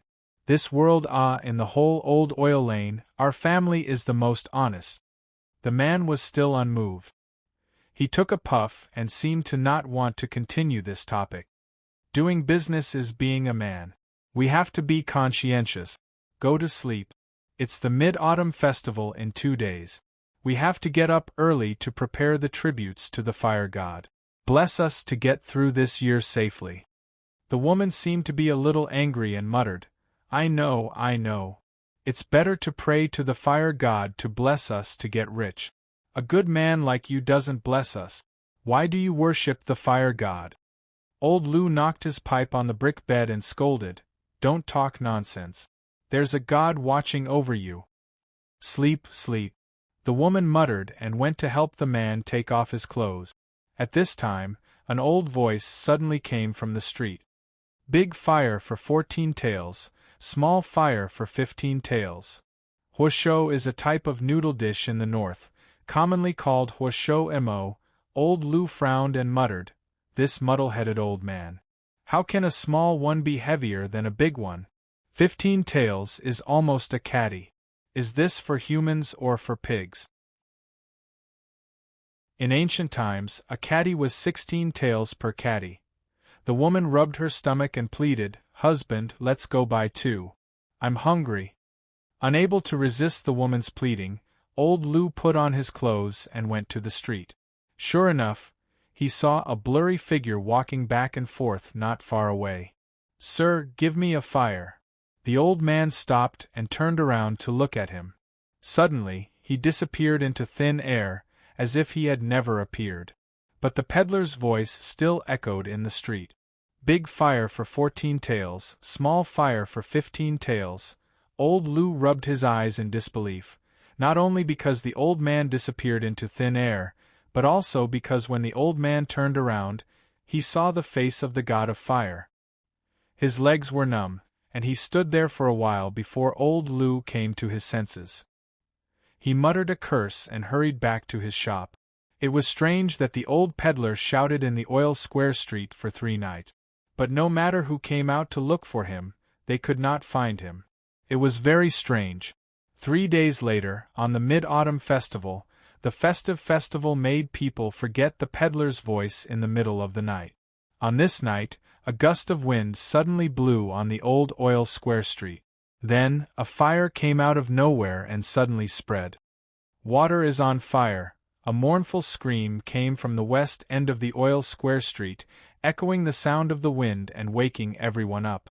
The woman shook old Liu awake, put on her clothes and hurriedly ran out. When they ran to the street, the fire was like a snake, snaking through the whole street. The crackling sound of burning wood could be heard. Countless people held buckets of water, kneeling on the ground with tears and snot, praying to God for rain to extinguish this damned fire. But when they looked up, there was only a jade plate-like moon hanging in the sky, coldly watching the joys and sorrows of the world. Big fire for 14 taels, small fire for 15 taels. Old Lou suddenly remembered the peddler's voice that echoed in the oil square street for 3 days, and the old man who looked exactly like the god of fire when he turned around. He suddenly understood something. He madly rushed into his shop on the east side of the street, took out the hook scale that had been passed down for 5 generations, ran out of the house and knelt down in front of the fire. Grandpa God of Fire, my ancestors have always been honest people. This is the jingling 16 taels scale. He kept shouting and roaring at the top of his lungs. A miracle happened. When the fire spread to his shop, it suddenly stopped, then turned around and continued to burn to the west. Old Lou's eyes were full of tears, and he kept kowtowing on the ground. "Thank you, Grandpa God of Fire, thank you, Grandpa God of Fire." The fire burned for a whole night, and the whole oil square street was reduced to ashes. Only the Lou family's shop still stood in the ashes. Speaking of which, it was strange. This fire burned down all the shops on Yufeng Street, but it did not hurt a single person, nor did it burn down any residential houses. The stores that were usually short on weight, the more severely they burned. The stores that did not usually bully the market still had 20% of their stock left. The common people applauded, saying that this was Grandpa God of Fire's punishment for those black-hearted profiteers. For a time, oil was more expensive than gold in Kaifeng City, and this matter also became the topic of people's leisure time. The Lou family's shop was praised by the common people as the symbol of a shop with a conscience. Although his own stock was saved, old Lou did not sell at a high price. He still bought and sold, and business was booming. When the oil square street regained its vitality, the Lou family's shop was already the largest shop. Later on, when the Hunan Chengxian government official heard of this story, he personally wrote a board with the words, "Shop with a Conscience," to show glory. Old Lou hung the board, and added the words, "Honest to all, no 2 prices," on both sides. Then, he built a fire god temple at the east end of the oil square street, and the incense never stopped burning throughout the year. The descendants of the Lou family also followed this teaching, and continued to operate the oil shop, and gradually developed it into a large business. After closing the booklet, Boss Lou looked at me and said slowly, "The old Lou in this story is my ancestor. My business was also passed down from generation to generation." I nodded, and was a bit confused. "The story is very interesting, but Boss Lou, what does the place you want to find have to do with this story?" Boss Lou waved his hand, signaling me to calm down, then took out a thin piece of paper from the safe, and carefully spread it in front of me. I looked down. It was a piece of paper that had been mended, and there were some messy lines on it, like an ancient map. I didn't have time to look at the things on it, and frowned. There was a thick aura of death on this piece of paper, as if it was an old item that just came out of a grave. I couldn't help but think about how Boss Lou insisted on moving the grave. I had my suspicions at the time, but now it looks like he did it because of this piece of paper? I looked down to take a closer look. There were a few lines of small words under the messy map. In the 3rd year of Qianlong, I traveled to Shenangjia with my friend. I met the fire god temple in the mountains, and experienced all sorts of dangers. My friend and servant died here, and I was lucky enough to escape with my life. I invited people to go with me again, but the sea of clouds was vast, and I couldn't find them. I searched 7 times, and found 27 dead people, but I didn't know where they were. I couldn't understand them, and I experienced all sorts of absurd things that made me afraid. It's a pity that I can't fulfill my wish, so I record the picture here, and hope that future generations can learn from it. After that, there were traces of tearing on the paper, and there seemed to be some unfinished words, but I couldn't see them anymore. After reading it, I roughly understood what Boss Lou meant, so I asked him, "You're talking about finding this fire god temple?" Boss Lou nodded. The fire god was kind to my ancestor, and finding the fire god temple is my ancestor's last wish. I've been preparing for this trip for the past 2 years, and I hope that Mr. Zhou can help me. I frowned and couldn't help but ask Boss Lou, this story. Boss Lou, do you think it's true? To be honest, I'm also a feng shui master, and I can believe in mountain spirits and ghosts, but the story of gods is too vague, and I don't really believe it. Chapter 45. Chief Lu's voice was faint, but his eyes revealed a kind of madness, just like those Tibetan Buddhists, pious and fanatical. Seeing his expression, I was a bit interested. Chief Lu was a business magnate. No matter if it was knowledge or wisdom, he was far superior to those village women. Since he was so sure, there must be a reason that I didn't know. I was quietly waiting for Chief Lu to continue, but he didn't seem to have the intention to explain. He shook his head and recovered from his crazed state, then said to me with a smile, "It doesn't matter if it's a story or not, our Lu family rose from a great fire. Our ancestors have been the descendants of the fire god for generations. For the last wish of our ancestors, we have to try." While saying that, Chief Lu took a checkbook from the side and wrote a check for me with a few strokes. "This is the deposit. If Mr. Zhou agrees, you can take it now." I looked down, and the string of zeros made me a bit dizzy. I counted it carefully, and there was more than 500,000 yuan. After thinking for a while, I nodded and took the check from Chief Lu. It was a sign that I agreed to it. I had to say that this much money was very tempting to me, but I didn't do it just for money. After deciding to go out, I wanted to travel around and search for the dragon vein. Everything has a cause and effect, and Chief Lu finding me at this time might be my opportunity. Moreover, I was also interested in Chief Lu's story. It wasn't because of his ancestors, nor was it because of the fire god temple, it was purely because of the word fire god. Huaxia had the custom of worshipping fire since ancient times. Just like the kitchen door ceremony in my hometown, it was actually a continuation of the worship of fire. From this worship of fire, the fire god, the kitchen door ceremony, and other things were either myths or customs. These customs and sacrifices were also closely related to feng shui. Taking the kitchen door ceremony as an example, I only knew from the death scripture that different positions of the kitchen door would have different feng shui. But why was feng shui related to the position of the kitchen door? Perhaps through Chief Lu's matter, I could touch on a deeper level of feng shui. Seeing me take the check, Chief Lu smiled. He patted my shoulder and told me, "I need to make some final preparations. When everything is ready, I'll call you to inform you." After leaving Mr. Lu's office, I took the check to the bank and exchanged it for cash. After depositing it into my card, I didn't hurry to go home. Instead, I went to the antique market nearby. Although Mr. Lu's ancestral grave is in our county, his company is in the ancient city of Kaifeng, which is hundreds of kilometers away. It must be because of the same origin as the Lu family's old restaurant in the story. Kaifeng was the famous ancient capital of 8 dynasties.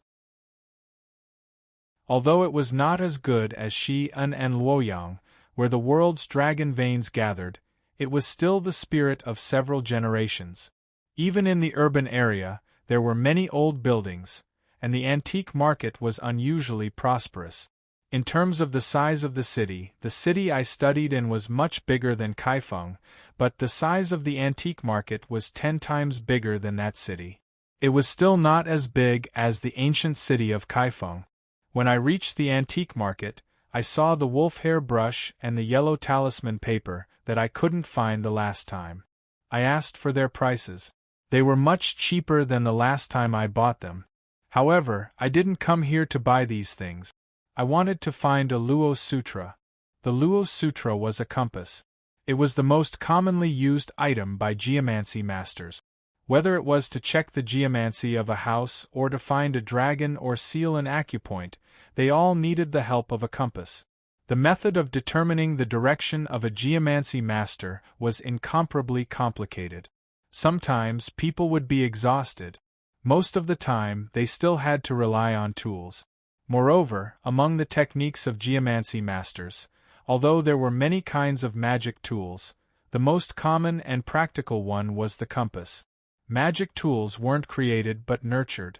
Only geomancy masters at the geomancy master realm and above could nurture their tools for dozens of years. Just the spirit of a tool couldn't be called a magic tool.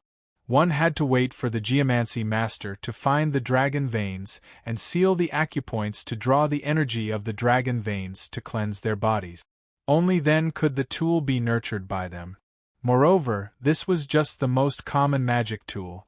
The truly powerful ones were the ones that the geomancy master had to find the dragon veins and seal the acupoints. After that, they would be able to recognize the stars and obtain the power of the stars.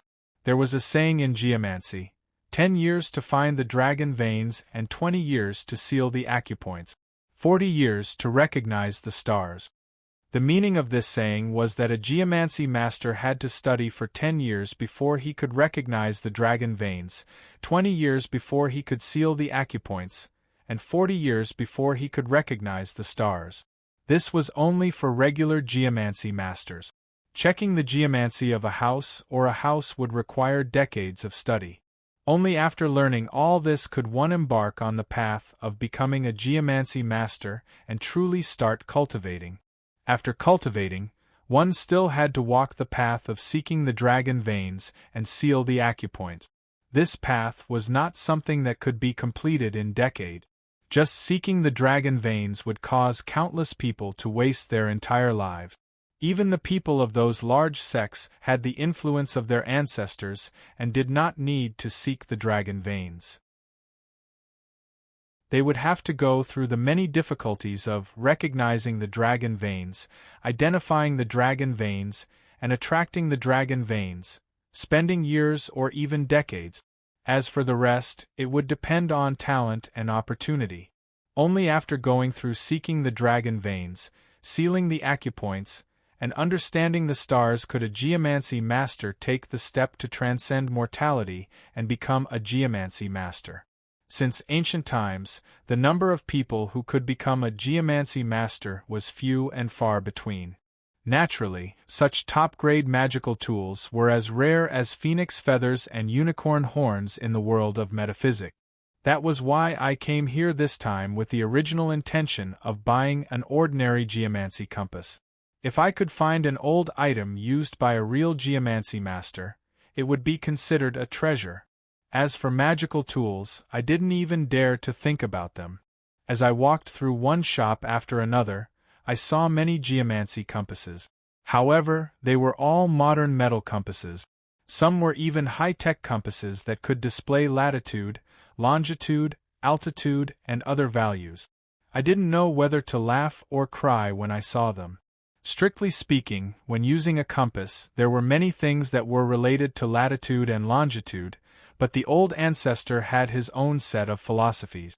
If these latitude and longitude values were forcibly inserted into the use of a compass, then it would be completely inappropriate. After looking through several shops, I finally found an old shop that had a large number of wooden geomancy compasses. I was happy, but when I took a closer look, I discovered that these geomancy compasses were carved. The carved geomancy compasses were rigid, and their ability to sense chi was very poor. A truly useful geomancy compass had to be a handwritten one that could sense chi. Moreover, it could be like the yellow talisman paper that could draw chi into it. This was the only way a geomancy master could nurture it and turn it into a magical tool. I was a little discouraged, but then I thought about it. In today's society, there were very few geomancy masters. Besides those who had reached the geomancy master realm, no one else knew about a handwritten geomancy compass that could be used by a geomancy master. It was too difficult to buy one. Holding on to my last bit of hope, I asked the shop owner, who was dozing off in an old-fashioned wooden armchair, "Boss, do you have those old handwritten geomancy compasses?" The owner, who had messy white hair, squinted his eyes and looked at me strangely. Then, his eyelids drooped and he muttered, "Kid, you actually know about handwritten geomancy compasses. But where can I find them now? They were all destroyed when the 4 olds were destroyed." His words reminded me of the old principal story. In that special era, too many things happened. Geomancy metaphysics also suffered a destructive blow, which led to the decline of geomancy metaphysics today. Helpless, I was about to pick a random geomancy compass and ask the owner to help me put it away. Then, the owner suddenly said, "If you really want a handwritten geomancy compass, you can go to Madman Zhang's shop. You might be able to find one. Go out and turn right. That's the last shop." I was stunned, but my heart was filled with joy. I had already decided to give up, but I didn't expect the owner to provide me with a clue. The owner had helped me, and since I already had the geomancy compass in my hands, I was embarrassed to not buy it. Just as I was about to ask the owner for the price, the owner waved his hand and impatiently urged me, "If you want to buy a handwritten geomancy compass, then hurry up. Why are you still dawdling here?" The owner's temper was a little strange, but his heart was good. It was clear that he didn't want to take advantage of me. After being urged like this, I put down the geomancy compass in my hands and sincerely thanked the owner. Then, I went out to look for Madman Zhang's shop. Following the owner's instructions, I quickly found a shop. Chapter 46. Usually, rare treasures would appear in the brightest places, but people always had the mentality of picking up leftovers. They always thought that there would be a treasure hidden in a small shop on the street, waiting for them to find it. I was no exception. So, when I saw this small shop and thought about what the shop owner had said, I didn't feel worried. Instead, I felt happy. I strode into the shop. The shopkeeper of this shop was different from the owner with messy hair. He wore a Chinese tunic suit, and his hair was meticulously combed. He wore a pair of old-fashioned glasses and sat on a wooden armchair. He held a pot of tea in his hand and was listening to an opera on the radio. Seeing me enter the shop, the 40-something-year-old shopkeeper stood up. It seemed he was about to come over and help me. But, seeing that I looked too young, the smile on his face disappeared. He faintly asked, "Young man, what do you want to see?" I didn't talk nonsense with him. I directly said that I wanted to find a handwritten compass. "Do you have one here?" Hearing my words, the shopkeeper's face turned even paler. People who buy compasses are usually geomancers, and people's impression of geomancers is that they are old people. My image was very different from a geomancer, so it was no wonder that the shopkeeper didn't have a salty expression. "I have a handwritten compass here, but the price isn't low. Young man, are you sure you want to buy it?" I nodded. "As long as it's a handwritten compass, I will buy it. But I only want the old ones." Hearing that I wanted to buy it, the shopkeeper squeezed out a smile. "Then, you came to the right place. All the things I have here are old, and I can't find new ones." As he said that, the shopkeeper took down 2 compasses from the wooden shelf behind him and placed them on the table in front of me. He then said, "There are only 2 handwriting compasses. The big one is 6,000, while the small one is 300,000. The price is non-negotiable." I hadn't seen it yet, but hearing the price made me take a deep breath. Although handwritten compasses were rare now, they weren't worth such a sky-high price. Puzzled, I lowered my head to look and couldn't lift my eyes. No wonder the shopkeeper told me to come to Mr. Zhang's shop to buy it. It turned out that there were really good things here. Of the 2 compasses on the table, the larger one was just an ordinary handwritten compass. Although it could be seen that it was quite old, it was still relatively new and made of ordinary materials. As for the small compass, it was dark yellow in color, and there were serious signs of wear and tear on its edges. Moreover, its surface gave off a feeling similar to a paste. I knew that many people who liked to play with things like red sandalwood and nanmu needed to grind them day after day to form a paste on the wood. The older it was, the thicker it would be. On the surface of this small compass there was a thick layer of paste. It was obvious that the person who used it often rubbed it in their hand. This compass must have been nourished by someone for a very long time in the past. Perhaps it was not far from the level of a magic tool. In addition, the material of this compass was tiger bone wood, which had the highest compatibility with qi. Tiger bone wood was also known as heavy yang wood. Compasses made from this wood were the best compasses in the general sense. After hearing the price and looking at the compass, I no longer had any thoughts of picking up a bargain. Shopkeeper Jiang was clearly a knowledgeable person, and his price was very reasonable. There was no room for negotiation. I held the small compass in my hand and secretly channeled energy into it. The magnetic needles on the compass slightly trembled and began to vibrate. I was elated. Earlier, I could only guess that this compass had been nourished by someone. Now that I had channeled energy to test it, I was certain that this compass had been in the hands of a geomaster. Moreover, it had been nourished for more than 10 years. That was why it was so sensitive to qi. To tell the truth, the price that shopkeeper Jiang had asked for wasn't expensive at all. A compass that was close to being a magic tool was definitely worth this price. I placed the compass on the table. As soon as my hand left the table, I felt a slight chill in my palm. My heart stirred and I channeled energy to my eyes. When I looked at the small compass, I saw a wisp of black and gray energy hovering above it. I could faintly see a slender shadow moving back and forth. Originally, I wanted to open my mouth and say that I wanted to buy this compass, but after seeing this scene, I shut my mouth.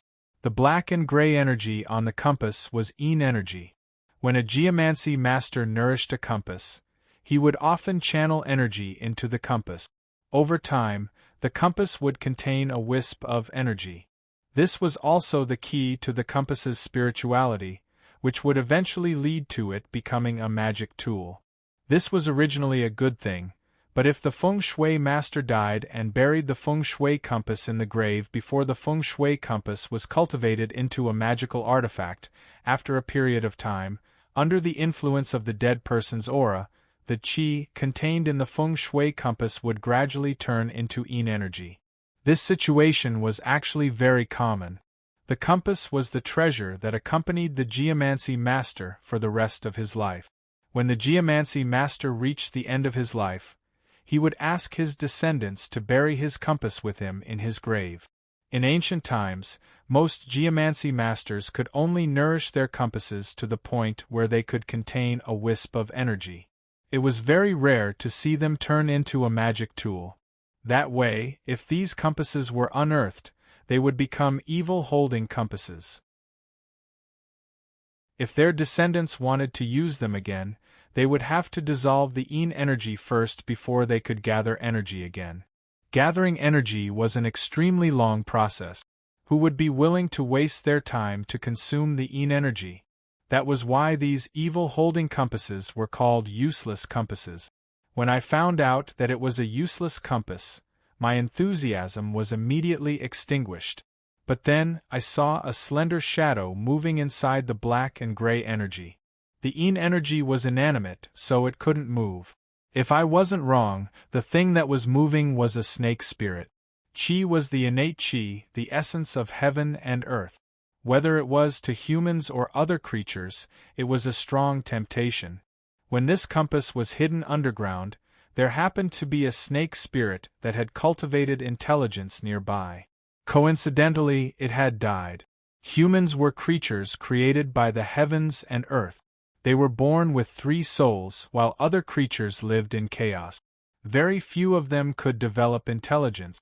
Even if they did, they would suffer endless punishment from the heavens, and it was very difficult for them to live for a long time. The snake spirit had probably been punished by the heavens. Just as it was about to die, the snake spirit escaped into the compass. It relied on that sliver of chi to avoid the heaven's punishment and formed something similar to the spirit of an arcane artifact within the compass. This situation was very rare. From a certain point of view, this compass could be considered a magical tool. However, it didn't have the function of a magical tool. Moreover, with the snake spirit residing in it, it would be more troublesome to eliminate the yin energy. However, the good thing was that once the yin energy was eliminated and the snake spirit was preserved, this compass would be no different from a real magical tool. After understanding this, I smiled at Mr. Jiang and asked, "Shopkeeper, your compass is an old item, but it has an earthy smell. I'm afraid it's something underground, right?" Mr. Jiang's face changed when he heard me. However, he quickly recovered and smiled. "It doesn't matter if it's something underground or not. If you want it, you have to pay the bill. If you don't want it, I'll put it away. We're doing business here. It's best if we don't talk about other things." If this compass was underground, it meant that Mr. Jiang's identity wasn't something that people could easily see. At this moment, I understood. No wonder the old man had recommended me to this shop.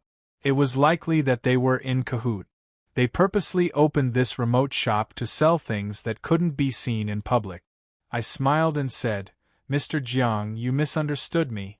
I didn't mean anything else. It's just that this compass isn't the same as other items. Mr. Jiang, you're a knowledgeable person. Don't you know that once this compass is stained with death energy, it's just a useless compass?" Mr. Jiang regained his composure at this moment. He smiled and said, "It seems I was wrong. Little brother, you're young, but your knowledge isn't ordinary. Even if we can't do business, we can still be kind. It's my fault this time. Although that compass isn't a good item, it's still worth some money. Little brother, if you like it, you can take it." I didn't expect that Mr. Jiang would be so generous. I shook my head and said, "It's hard to say if I like it or not, but I don't have any use for it. However, I do like this little compass. I want to take it away and study it. Mr. Jiang, please give me a new price." This time, shopkeeper Jiang didn't dare to give me a new price. After thinking for a while, he gave me a price of 100,000. I didn't haggle and took the compass with me.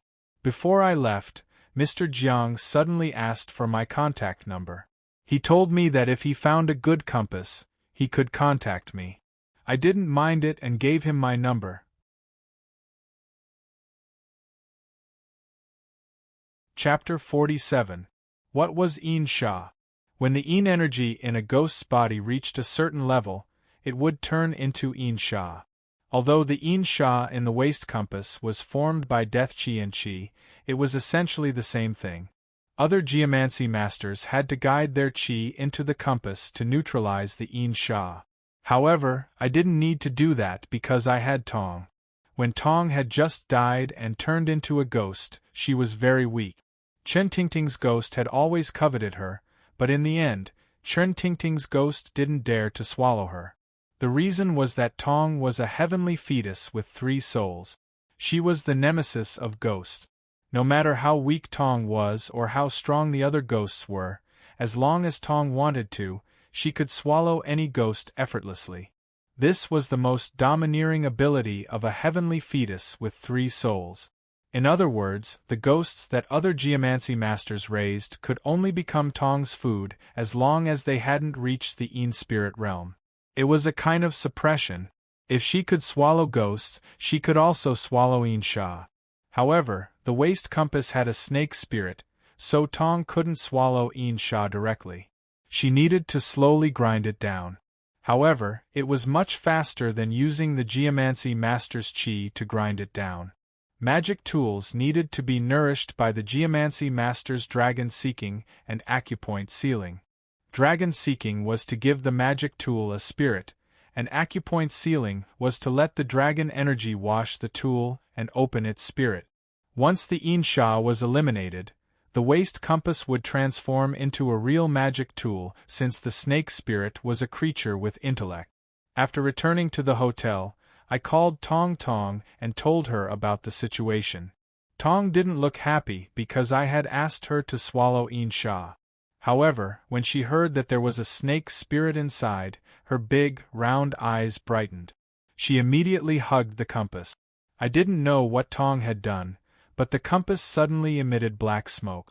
A massive shadow as thick as a thigh emerged. It was the snake spirit inside the compass. As soon as it appeared, the serpent spirit quickly circled around the room and let out an extremely sharp laughter that made one's scalp tingle. After a while, it stopped and swept its fierce triangular eyes around before staring at me. You little brat, I originally planned to come out at night to slaughter you and swallow your Dao Qi. I didn't think that you would be so anxious to die, and even found a little spirit to vainly try to swallow your snake immortal. Aren't you afraid that the wind will cut your tongue? This is simply infuriating. The spirit snake muttered for a long time. In the end, it raised its eyes and glanced at Tong Tong and me. It concluded, "All right, prepare to die." Then, he turned into a gust of black wind and stormed toward me. Magic tools are things that I can't even come into contact with right now, and this snake spirit can become the tool spirit of a magic tool, so its strength is quite extraordinary. If I didn't have my eyes and rashly brought it back, I'm afraid that in the end, I would really end up being killed by it and devoured of my Dao Qi. Unfortunately, I had Tong Tong. I looked at the talkative spirit snake with pity. This fellow had been trapped in the compass for many years. It wasn't easy for someone to dig it out from the ground. If it had been in the hands of an ordinary person, it wouldn't have been able to come out without Dao Qi or Yin Qi. Now that it had finally come out, it was unfortunate that it had met Tong Tong again. What was even more unfortunate was that it didn't know that Tong Tong was a heavenly fetus Yin spirit. As I watched it pounce on me, I didn't do anything. Soon, I heard Tong Tong's voice. "You little snake, you don't know your manners." Tong Tong reached out and grabbed the tail of the giant spirit snake from the gust of black wind. She gently swung the spirit snake to the ground. Then, she wrinkled her nose and angrily said, "You're not allowed to talk to your brother like that again." The spirit snake was thrown to the ground. Its two triangular eyes were a little dull. It didn't understand why a weak Yin spirit like a little girl had pulled it back. When it was a spirit snake, it was very strong. Let alone Tong Tong and I, even Professor Deng would have a hard time dealing with it. But now, it had lost its body and was residing in the compass. It wasn't much different from the other Yin spirit. How could it be Tong Tong's opponent? After a long time, it jumped up from the ground. It stuck out its tongue and roared, You dared to grab my tail." Before the spirit snake could finish its words, Tong Tong angrily opened her mouth. She looked even angrier than the spirit snake. She pouted and said, You dared to curse." Thud. Tong Tong grabbed the spirit snake's tail and swung it again. It fell from the sky and fell to the ground. This time, the snake spirit was completely dumbfounded. The gloomy expression in its triangular eyes disappeared. Instead, it revealed a somewhat aggrieved expression.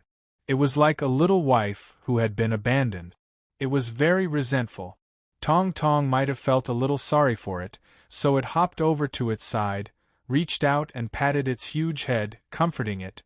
"All right, little snake, don't make me angry, and don't say dirty words again. I won't hit you, okay?" I seemed to see the spirit snake's entire body tremble. It seemed to be a little scared, but it was more angry.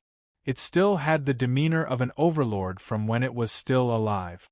It couldn't lower its noble head. Hiss! It spat out its tongue frantically and leaped into the air from the ground. A small bump suddenly appeared on its huge head. Then, its entire body arched from the back of its tail, and a thick black gas gushed out from its bloody mouth. It surged towards Tong Tong, and completely enveloped Tong Tong's small body.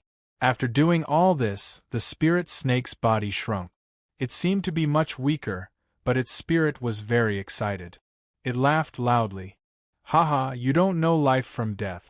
You dared to attack your Uncle Snake Immortal. If I don't show my power, do you really think I can't do anything to you? I was a little worried as I looked at Tong Tong, who was shrouded in black gas. The scene of the spirit snake had shocked me. From the small bump on its head, this spirit snake wasn't simple when it was alive. I was afraid it had reached the stage of transforming into a flood dragon. I guessed its death wasn't an accident, but a failure to transform into a flood dragon. Although it had failed, there was a bump on its head. It had also comprehended some of the flood dragon's supernatural powers. That black gas was probably the flood dragon's flame. No wonder it was so angry. If it had successfully transformed into a flood dragon, it would have become a flood dragon with a wisp of true dragon's aura. It would have been an existence close to the heavenly master of geomancy. Even if it had died, it would have become a Een spirit and not a Een spirit.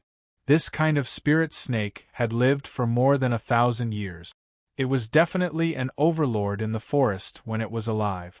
It had never suffered like this before. Unfortunately, it hadn't succeeded in transforming into a flood dragon. Soon, the black gas dispersed. Tong Tong's snow-white hand reached out from the black gas. Her face was tense and her mouth was bulging. She stood next to the spirit snake's head. I didn't know how she had managed to grab the spirit snake's tail. All he heard was a series of banging sounds, interspersed with Tong Tong's angry voice, one word at a time. You, Phil, dare, keep, dirty, words. After each sentence, the spirit snake was thrown to the ground. After 8 times, Tong Tong finally released her hand. This time, the spirit snake lay on the ground. Its 2 big triangular eyes were no longer angry. There was only endless bewilderment. The desolate spirit snake's head had an expression that said, "I'm tired. I feel that living is meaningless." Tong Tong rubbed her little hands and still had a cute, angry look. She walked over and leaned on my arm and said with grievance, "Gidge, the little snake is too bad. I already told him not to swear, but he just won't listen. I don't want to educate him anymore." I glanced at the spirit snake, who was lying on the ground. It looked as if a dozen men had dragged her into the forest and raped her for several hours.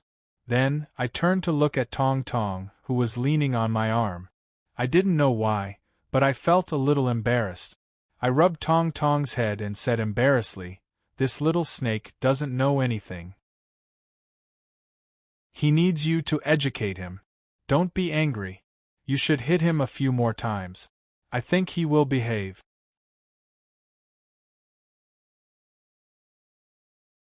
Chapter 48. After complaining to me for a long time, Tong Tong reluctantly accepted the task. Since the compass was a real object and the Een spirits were attached to the compass, Tong Tong couldn't bring the Een spirits back to the jade bracelet when she swallowed them. She had to leave them outside. These days, Tong Tong stayed with me in the room. During the day, I studied the ways to use the Luo Sutra recorded in the Death Scripture, and Tong Tong slowly eliminated the Een energy. At night, Tong Tong hugged her legs and sat on the bed, listening to my stories.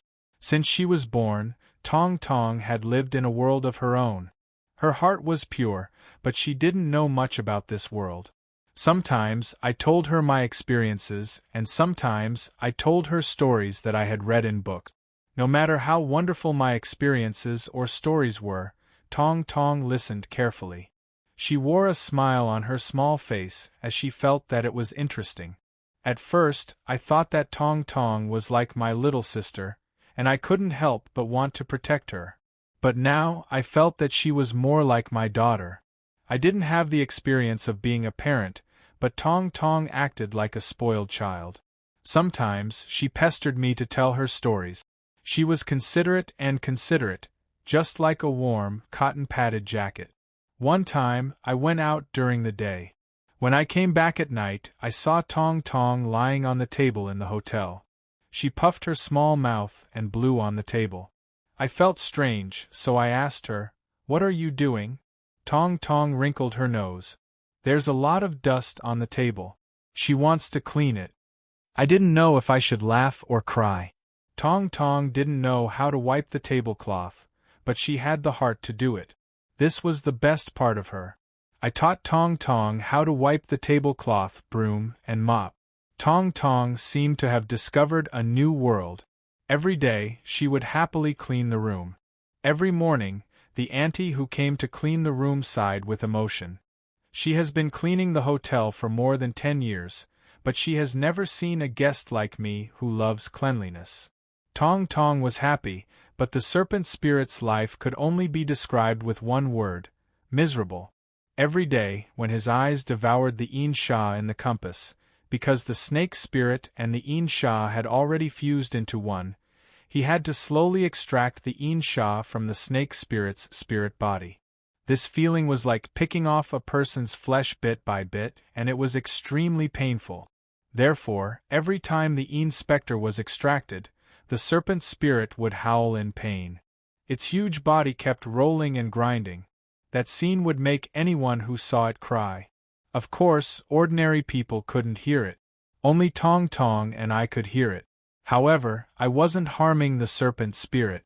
With its current appearance, it could only be considered a Yin spirit at best. But after extracting the Yin Qi, it would return to being a real serpent spirit. It could even continue its 1,000 years of cultivation. Although Tong Tong didn't like the foul-mouthed serpent spirit, she couldn't bear to see it in such pain. However, after I told her the truth and she knew that she was actually helping the serpent spirit, Tong Tong firmly carried out my orders. The saddest thing was that every night, after Tong Tong finished devouring the Yin Sha, she didn't hurry to let the serpent spirit return to the compass. Instead, she solemnly told the serpent spirit, "Brother told me that after receiving help from others, I should thank them. This is the most basic courtesy." Therefore, every day, when the serpent spirit was tortured to the point of exhaustion and lying on the ground with suicidal thoughts in its mind, it had to lift its huge head and squeeze out a sincere and enthusiastic smile to thank Tong Tong. After that, Tong Tong narrowed her eyes and patted the serpent spirit's big head. She giggled and praised it. The serpent spirit is so obedient. Several times after Tong Tong returned to the jade bracelet, the serpent spirit sneaked out of the compass and said to me with a sorrowful face, "Little doll, use your yang spirit to swallow me. After you swallow me, your Tao energy will increase a lot. It'll be very beneficial to you." Every time, I looked at the pitiful serpent spirit with pity and shook my head resolutely. I'm just an earth master. I'm still far from cultivating the yang spirit. Moreover, although you're plagued by Yin Sha, you're still a living creature. Only evil people would swallow living creatures. How could I do such a thing? The serpent spirit was very depressed and wanted to die. However, since it had lost its body, it didn't even have the ability to commit suicide. Over time, the serpent spirit seemed to have gotten used to this kind of life. Every time I extracted the Yin Sha, it didn't scream anymore. After I was done, it would proactively approach Tong Tong and warmly thank her like a puppy trying to win its owner's favor. Tong Tong happily came to me and said, "Brother, look! I've taught this little snake to be so obedient." I looked at the serpent spirit, which had completely abandoned its pride as a 1,000-year-old serpent spirit. It only wanted to win Tong Tong's favor. I despised it. In the past, I had only heard that people had Stockholm Syndrome, which was a masochistic tendency. Now, it seemed that it was a common trait of all living creatures. One morning, I was woken up by a soft noise. I lifted my head to see. I didn't know when the serpent spirit had left the compass. It was quietly opening the hotel room door. Since the serpent spirit was the tool spirit of the compass, it could only move within a certain range of the compass. The further it was from the compass, the more difficult it would be to move. It would also have to endure severe pain. Moreover, when it was too far away, it would die and vanish. Of course, it was just a theory. In reality, it was almost impossible to achieve. It was just like how people couldn't suffocate themselves. The pitiful serpent spirit had chosen the most difficult way to commit suicide to get rid of Tong Tong, the great demon king. I sadly watched the serpent spirit open the door. It endured the great pain and struggled to move out of the room. I was deeply moved by its behavior. I gently patted the jade bracelet and called Tong Tong. "Hey, little serpent, where are you going?" As soon as Tong Tong came out, he saw the serpent spirit. He smiled and shouted at him. The serpent spirit, who was carefully crawling out of the room, was shaken. After a few seconds, the snake spirit turned its head and quickly returned to Tong Tong's side. With a flattering look, it said cheerfully, "This little baby has to go out every morning, so I went to open the door for him." As soon as it finished talking, Tong Tong slapped its head and scolded, "How many times have I taught you? You have to call him Big Brother. Don't call him a child. Go and call him Big Brother." The serpent spirit's flattering smile froze on its face. It struggled to turn its head and look at me. It looked as if it had eaten 10,000 flies. It lowered its head in humiliation and softly said, "Big Brother." Tong Tong patted the serpent spirit's head in satisfaction and returned to the jade bracelet. After staying in the hotel for about half a month, the gloomy specter in the compass was finally reduced by more than half under Tong Tong's daily effort. The last trace of gloomy specter could not be completely eliminated in a short period of time. I could only carry it with me and slowly nourish it with my chi of Tao. At this time, Chief Lu finally contacted me. He told me that he had prepared everything. He asked me to go to his company tomorrow morning to discuss the trip. The next day, I went to Chief Lu's office and chatted for a while. Chief Lu told me that he had found some people to help him with this trip. He asked me to go with him to meet them.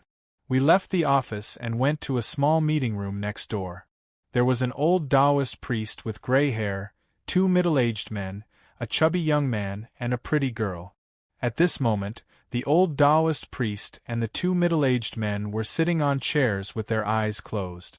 The chubby young man had his back to me and was talking to the young girl. It seemed they were quarreling. After we entered the room, the other 3 opened their eyes and looked at me. However, the chubby young man didn't seem to hear us and continued to quarrel with the girl. However, that young girl had a very impatient expression, and directly stood up and walked towards Chief Lu and me. The plump young man finally stopped talking and turned his head. When I saw his face, I dropped my jaw. "Isn't that the fatty?"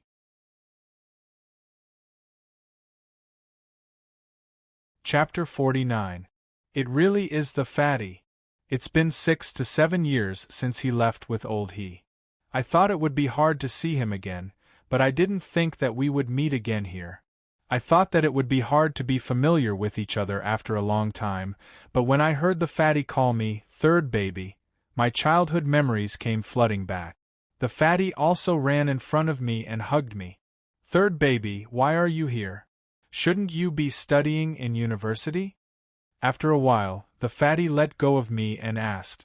I also smiled and told him about my situation, as well as accepting Chief Lu's invitation to explore the Fire God Temple in Shenangjia. "Feng Shui Master?" The fatty stared at me with his eyes wide open. He reached out and lightly hammered my shoulder. "I've never seen you study this before, why are you suddenly doing this?" When Chief Lu asked me about my master, I casually said that I learned it from the fatty's father. I didn't want to say too much in front of Chief Lu, so I pulled the fatty and said, "We'll talk about this tonight, you haven't told me why you're here yet." The fatty pointed at Boss Lu, who was behind me. "Boss Lu invited me too." At this moment Chief Lu saw that we were almost done talking, so he walked forward and said with a smile, "I didn't think that Mr. Xiao Zhou and Master Lin already knew each other." "Master Lin? Fatty?" I turned around and looked at the fatty. I was confused by how Chief Lu called me Master Lin. Seeing that I was confused, Chief Lu explained to me with a smile, "Master Lin is the disciple of Zhenren Guan. Although he's young, his attainments in divination are extraordinary, and he can be called a master." After Chief Lu finished his introduction, the fatty smiled and winked at me. He looked very proud, and didn't look like a master at all. He probably went to find a master after he left with old He and learned divination. I didn't think that he would become so famous in just a few years. I wanted to ask him about the details, but the fatty waved his hand and said that we would talk in private later. After we finished our greetings, Chief Lu introduced the rest of the people to me. He introduced the girl first, saying that she was his personal secretary called Bai Ling. She was in charge of the logistics of this mission, and we could find her if we needed anything. Bai Ling will prepare everything we need for us. Then, it was the gray-haired, square-headed old Taoist. Chief Lu seemed to be very familiar with him as he introduced with a smile. This is Kaifeng Taoist Association's Zhao Yongquan. Mr. Xiao Zhou can be called Taoist Zhao. I nodded and said with a smile, although Taoist and Feng Shui are not the same school, they are of the same origin. I will have to trouble Taoist Zhao for this trip. Professor Deng was the vice president of the Feng Shui Association in the city where I studied. His strength was terrifying. Since Kaifeng was an ancient city, the Taoist Association would be even stronger. I didn't dare to neglect the president of the Kaifeng Taoist Association. However, this Zhao Yongquan's expression was a little arrogant. There wasn't much expression on his face. He only nodded at me indifferently as a greeting. He didn't even say a word. I didn't mind. It was normal for a powerful old Taoist to have an eccentric temper. It would be strange if he was friendly with me. Finally, Chief Lu introduced the two sturdy middle-aged men. He said that they were from a security company and that they had a group of retired Special Forces soldiers. They would be responsible for our safety. After introducing us to each other, Mr. Lu gave us Bai Ling's contact information. He told us that if we needed anything, we could contact Bai Ling within the next 2 days. After that, Chief Lu asked the fatty with a smile, I wonder if Master Lin can perform a divination and set a suitable time for our trip?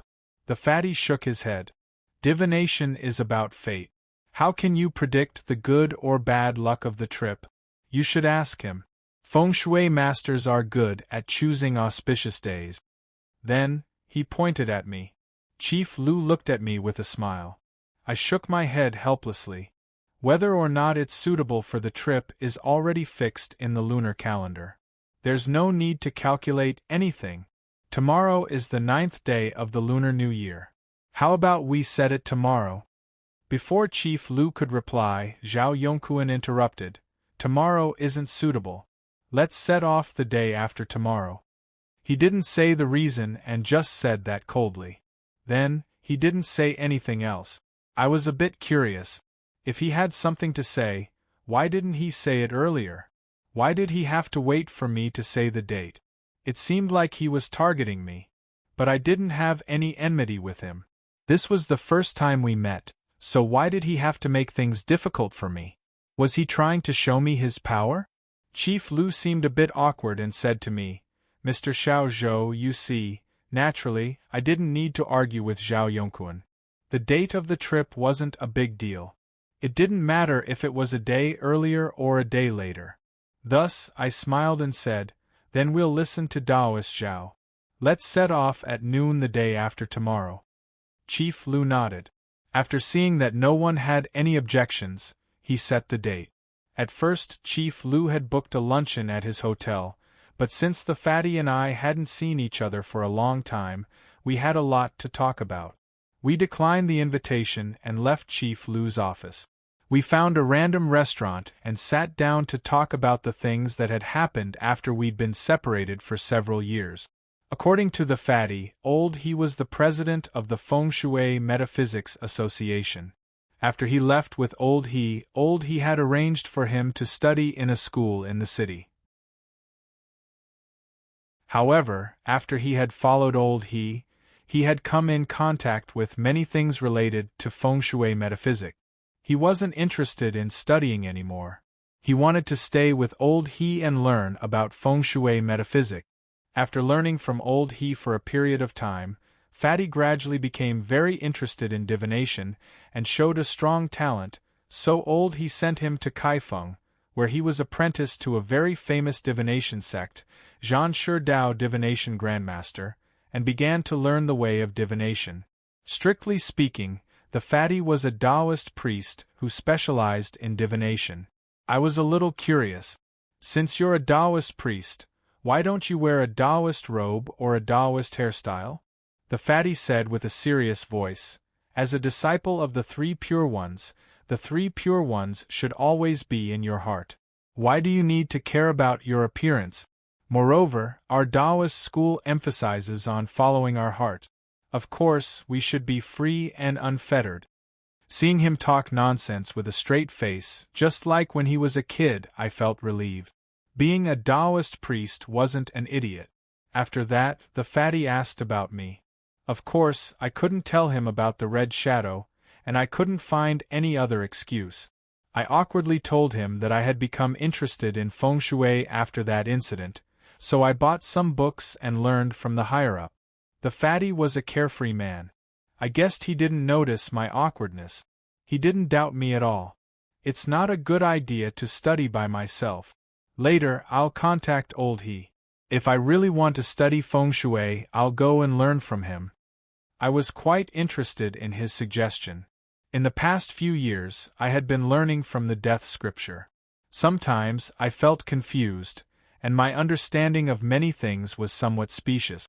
If I could verify my knowledge with someone else, it would definitely help me advance my feng shui study.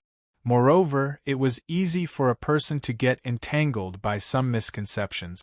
It was like when I was trying to comprehend qi. If it weren't for Professor Deng's words, I would still be muddle-headed. After chatting for a while, the fatty hesitated. Third baby, I have a question I want to ask you about that incident. I haven't seen you for a few years, so I've been holding it in my heart. I was surprised. What is it? The fatty said. That year, after we went to the graveyard to steal food, you told me that there was a female ghost wearing red clothes. She sat on your bed every night. Then, we went to the entrance of the underground palace, and a woman wearing a veil came out. She was also wearing red clothes. I vaguely remember that the graveyard we went to when we were young was right above that underground palace.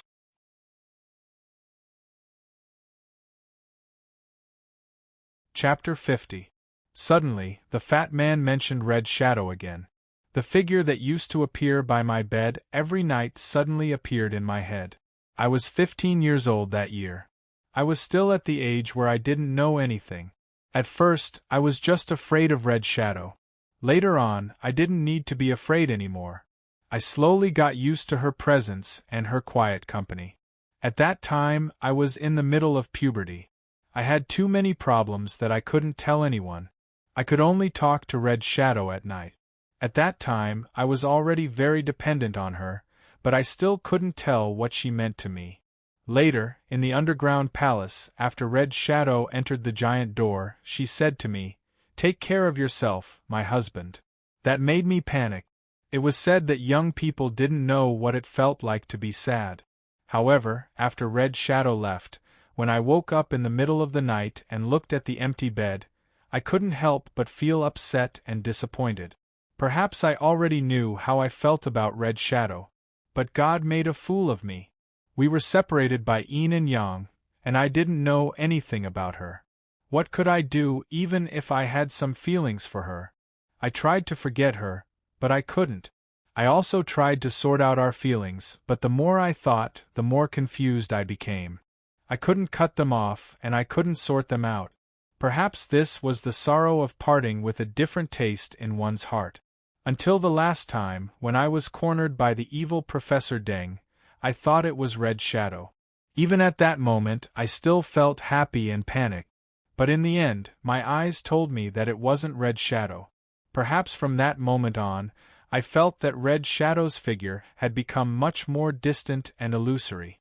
Every night, when I looked at the head of the bed, I couldn't remember what she looked like when she was sitting on the bed. So, I didn't think about her anymore. When I couldn't sleep at night, I didn't look at the bed anymore. I thought that I would be very sad if I did this, but the past few years have been peaceful. All right, Red Shadow. I felt that I had buried her in my memory. Until today, when the fat man mentioned her again. A person's heart was like a dam. When it was built, it could block all emotions. However, the higher it was, the easier it would collapse. There were many things that the more you cared about, the more you shouldn't mention them. Once you mentioned them, the seemingly tall dam would instantly collapse. The fatty's words shattered the high platform I had built in my heart. The sweet and sorrowful memories flooded out. The past was still vivid in my mind. I became quiet and immersed in my own thoughts. I didn't speak for a long time. When the fat man saw that I didn't say anything, his face became even more solemn. After a moment of silence he said, "Third baby, if you really don't want to tell me, I won't force you. However, I still hope that you can tell me." I pulled myself together and looked at the jovial fatty. He had suddenly become so serious. I panicked and wanted to tell him about the red shadow. However, I thought that I shouldn't tell anyone about it. I didn't answer him directly. Instead, I asked him why he suddenly asked me that question. The fatty's expression was a bit gloomy. He took a sip of the fruit juice in front of him and said in a low, muffled voice, "When I left, I burned down the ancestral home to complete my father's task. But in reality, I didn't find my father's body." He sighed and said, 9 generations of ancestors made 9 coffins. Other than being busy with other people's funerals, my father spent the rest of his time preparing the last coffin for himself. But who knew that after he really left, he couldn't even find his body? I furrowed my brows and asked the fat man, "The graveyard was only so big back then. Didn't you and old he go back to look for him? Why didn't we?" The fat man shook his head. "When we burned down the ancestral home, I carried my father's coffin to the old house. I didn't burn it because I wanted to find my father's body in the future. Actually, on the second day after we left, old he sent people to look for him, but they didn't find anything. Then, at the beginning of this year, after I finished my apprenticeship with Master, I went back again, but I still didn't find anything. That graveyard wasn't big, but my father must have fallen into the ground like us. But there were only a few tunnels underground. I asked old he to ask the others, but they all said that they didn't see my father's body. Then, I suspected that he might have been eaten by the skeleton monster. But even if he was eaten, there should be some leftovers, right? But no matter how much I dug, I couldn't find anything. The fat man rambled on, and I gradually understood what he meant. I asked him, "You think your father's body fell into the underground palace?" Fatty nodded. "We had fallen into the underground tunnel outside, but I asked old he. He said that the 3 people beside him had fallen directly into the underground palace after they had fallen in. Logically speaking, that's impossible. The underground palace can only be entered through a hole with a formation. But old he wouldn't lie to me on purpose. Now that my father's body can't be found, I think it's possible that he fell into the underground palace like old he and the others." I nodded and asked him, "Then why didn't you dig deeper to find the tunnel? As long as we entered the tunnel, we would definitely find the underground palace." "Why didn't I dig?" The fat man smiled wryly. "When I went back before the new year, I brought a truck full of underground detection equipment. I even brought a set of the equipment that the exploration team used, which could reach up to 100 meters underground. But guess what? Let alone the underground palace, we couldn't even find the tunnel." Fatty continued indignantly, "When we left, didn't the place collapse? It was like a small earthquake. It's possible that it buried the passageways and the underground palace, but it's impossible for a small earthquake to make everything below disappear. I used the equipment I used. As long as there are traces left below, I'll definitely be able to find it." However, after a few days of hard work, the final conclusion was that there was absolutely nothing under the graveyard. So, I thought about it and decided to start from somewhere else. In the underground palace, besides us who didn't know anything, there was only the skeleton, the female corpse, and the red shadow. The fat man was talking about starting from somewhere else. It was obvious that he was talking about the red shadow. However, even I didn't know where the red shadow was. Where could the fat man go to find her? I thought for a while and decided to be honest with the fat man. You're right. The woman in the red dress is the female ghost I met when I was young. She often appeared around me. However, after we left the underground palace, I've never seen her again, just like you. The fatty originally had some hope, but after hearing what I said, he immediately became discouraged. He reached out and scratched his head. After a long while, he let out a sigh and said disappointedly, "All right then, it looks like there's no hope." I couldn't bear to see him like this. Even if we can't find his corpse, Uncle Lin will be buried in the underground palace. He'll be able to rest in peace. Whether he's buried in your family's house or in the underground palace, I'm sure Uncle Lin won't mind. You shouldn't worry too much about it. After listening to me, the fat man looked even more distressed. It seemed he had something to say in his heart. He pulled his hair. After a while, he said in a strange tone, "Third baby, I want to find my father's corpse. Not only do I want to bury him, but I also want to confirm if he's dead or not." I gawked. At that time, all of us saw his father stab his own heart with a dagger. Do we still need to confirm it? I looked at him worriedly. After keeping silent for a while, I said, "Fatty, are you thinking that because you're too sad?"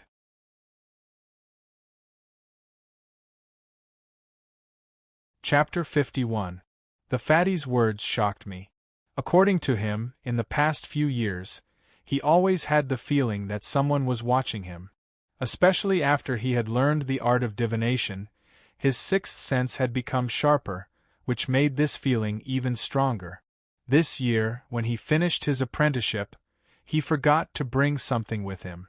When he went back to get it, he found someone in his room.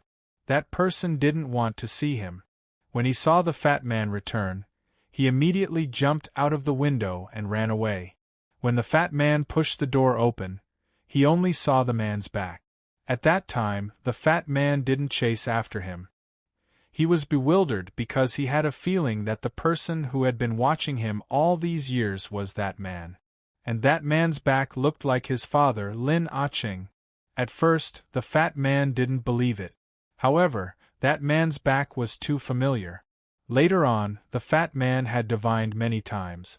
In the divinations, Lin Ah-ching's fate was also mysterious, which made the fat man even more suspicious. That was why he had returned to the village right after he finished his apprenticeship to search for his father's remains. The main reason was to confirm his suspicions. At first, I didn't believe him. However, the fat man insisted. Although he had learned divination late, his spirit sense was really strong. Subconsciously, he was very sensitive to certain things. The art of divination was more Taoist. I didn't know much about it, so I didn't comment on the fat man's words.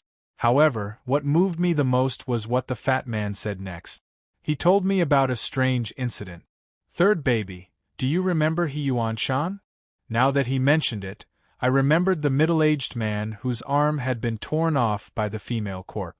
Not long after that, his arm had grown back. The fat man said mysteriously, "Why did He Yuan-shan's arm grow back?" I asked old He many times, but he always looked frightened. He kept a straight face and didn't let me talk about it. I don't know what happened to them, but I know that they fell directly into the underground palace. If my father fell into the underground palace and He Yuan-shan's arm grew back, why couldn't my father still be alive? I didn't believe it before, but after Fatty's analysis, even I believed it a little. However, there was still one thing I didn't understand. If Fatty's father was still alive, why did he only peep at Fatty's life? Why didn't he find him directly? I asked the fat man. He sighed and said, "I don't understand either. I guess his father has something he can't tell me." The two of us chatted for a long time, but we didn't have any clues. Unless we could find the fatty's father or return to that mysterious underground palace, we wouldn't be able to understand a lot of things. However, there was no news from Fatty's father, and the mysterious underground palace could not be found. There was nothing they could do. Perhaps only when the red shadow appeared again would he be able to find some clues about the underground palace. The two of us chatted about a lot of things during the meal. In the end, we ate for the whole afternoon. When we returned to the hotel, it was already nighttime. When I returned, the spirit snake was under Tong Tong's command. It rolled around the room and mopped the floor. It was as obedient as a pet dog. Tong Tong didn't need to swallow the spirits in the compass anymore. However, teaching the spirit snake had become his daily entertainment. Tong Tong didn't get tired of it. I stayed in the hotel for the last day to rest. On the morning of the third day, I went to Mr. Lu's company to meet with a large group of people. When I arrived, the others were already there. Fatty was quarreling with Secretary Bai. When he saw me, he stopped and came to greet me. "What happened between you and Secretary Bai?" Out of curiosity, I asked, "What happened between you and Secretary Bai?" The fat man fumed and told me, "A few days ago, I saw Secretary Bai on the street. Someone robbed her bag. I did a good deed and chased after the thief to take her bag back. Secretary Bai didn't see what happened. When she arrived, she didn't believe what the fat man had said. She insisted that the fat man had stolen her bag. Because of this, she had to go to the police station. She was so angry that she had a big fight with Secretary Bai. Coincidentally, when I returned to Mr. Lu's company, I met Secretary Bai again. The two of them were enemies, and their eyes were filled with hatred. They quarreled every time." His words made me laugh. Don't divination talk about fate? "It's a coincidence. It must be fate." I was a little loud when I said that. Secretary Bai came to call us and heard me. I guess she thought that the fatty was interested in her. She shot him a disdainful look and snorted. Then, she turned around and left. The fatty was enraged. He stormed toward Secretary Bai and wanted to argue with her. In the end, I pulled him back. People didn't know they were in the middle of a situation. The fatty and Secretary Bai looked like a typical quarrelsome couple. Perhaps something would happen in the end. Secretary Bai was beautiful, and the fatty had been irritated because of his father. It was good for him to be in a relationship to relax his mind. After this little episode, Mr. Lu arranged for us to have dinner. Then, we took 2 luxurious buses to Shenangjia. When we were about to leave, I found that Mr. Lu and Bai Ling were going with us. They wanted to participate in this operation. One of them was a boss who lived like a prince, while the other was a delicate little girl. On this kind of expedition in the wilderness, anything could happen. It would be dangerous. I didn't know what they were thinking. When we arrived at the Shenangjia Nature Reserve, it was the next morning. Although Mr. Lu was crazy about this operation, he arranged a relaxed schedule. After finding a hotel to stay, he asked us to rest for a day before departing. We slept in the hotel for the whole day. There were many entertainment programs in the tourist area, and the hotel also had a bar and a KTV. The fatty and I felt bored after dinner, so we went to the bar to rest. We met Bai Ling in the bar. She looked quiet, but I didn't expect her to be this wild. When we saw her, she was singing a rock song on the small stage of the bar. When she saw us, she waved at us to greet us. When the fatty sat at the bar, he said with an annoyed face, "This girl is a secretary, and she goes to the bar. She really doesn't know how to be clean." I looked at the fatty's resentful face and couldn't help but scold him. "Come on, even a little girl doesn't hold grudges like you." The fatty was still unconvinced, but his eyes kept glancing at the small stage from time to time. He looked like he couldn't help but say what he wanted. At this time, the waiter who was pouring us drinks suddenly asked us with a smile, "Sirs, you aren't here for a tour, right?" I asked the waiter with interest. "How could you tell?" The waiter in the bar was probably used to chatting with people. He leaned against the counter and said with a smile, "I happened to see you guys when you came down this morning. There have been 2 more batches of people like you in the past few months. All of you came with your own car full of supplies, tents, sleeping bags, and everything else. You must be heading deep into the mountains. People who come for a tour usually just play around in the scenic spots. There aren't any professionals like you." His words piqued my interest. There were 2 groups of people before? Did Chief Lu already try it twice before contacting me? Then why didn't he tell me? I asked the waiter. "Do you know what happened to the 2 groups of people before?" The waiter's eyes became vigilant. He shook his head and said, "We have a rule here. We can't easily divulge our customers' information." Before I said anything, the fatty took out a stack of money from his wallet and passed it over. The waiter cheerfully started to tell me about the 2 groups of people we had met before. According to him, the 2 groups of people were staying in this hotel, and they had booked rooms for 2 weeks. However, after staying for 1 night, they never came back. I was stunned. After exchanging glances with the fatty, I asked the waiter, "Then, did they leave from another path in the mountain and directly leave?" The waiter shook his head and said with certainty, "Of course not. The cars they drove when they came were all in the hotel parking lot. 2 groups of people, 4 cars, are still in the parking lot with no one caring about them." Saying this, he mysteriously poked his head out and lowered his voice. "I heard that they were all killed in the mountains. Not a single one escaped." The fatty subconsciously asked.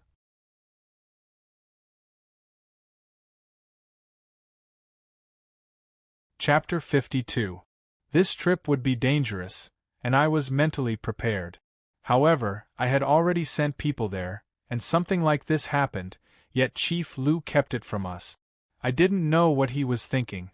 I thought for a bit, then asked the waiter if he knew anything else. He shook his head and said, "That's all," and specifically told us not to tell anyone, saying that it would affect the tour here. At this time, Bai Ling came down from the stage and ran to our side. She enthusiastically asked us what we were talking about. She was Chief Lu's secretary, so she might have some relationship with Chief Lu.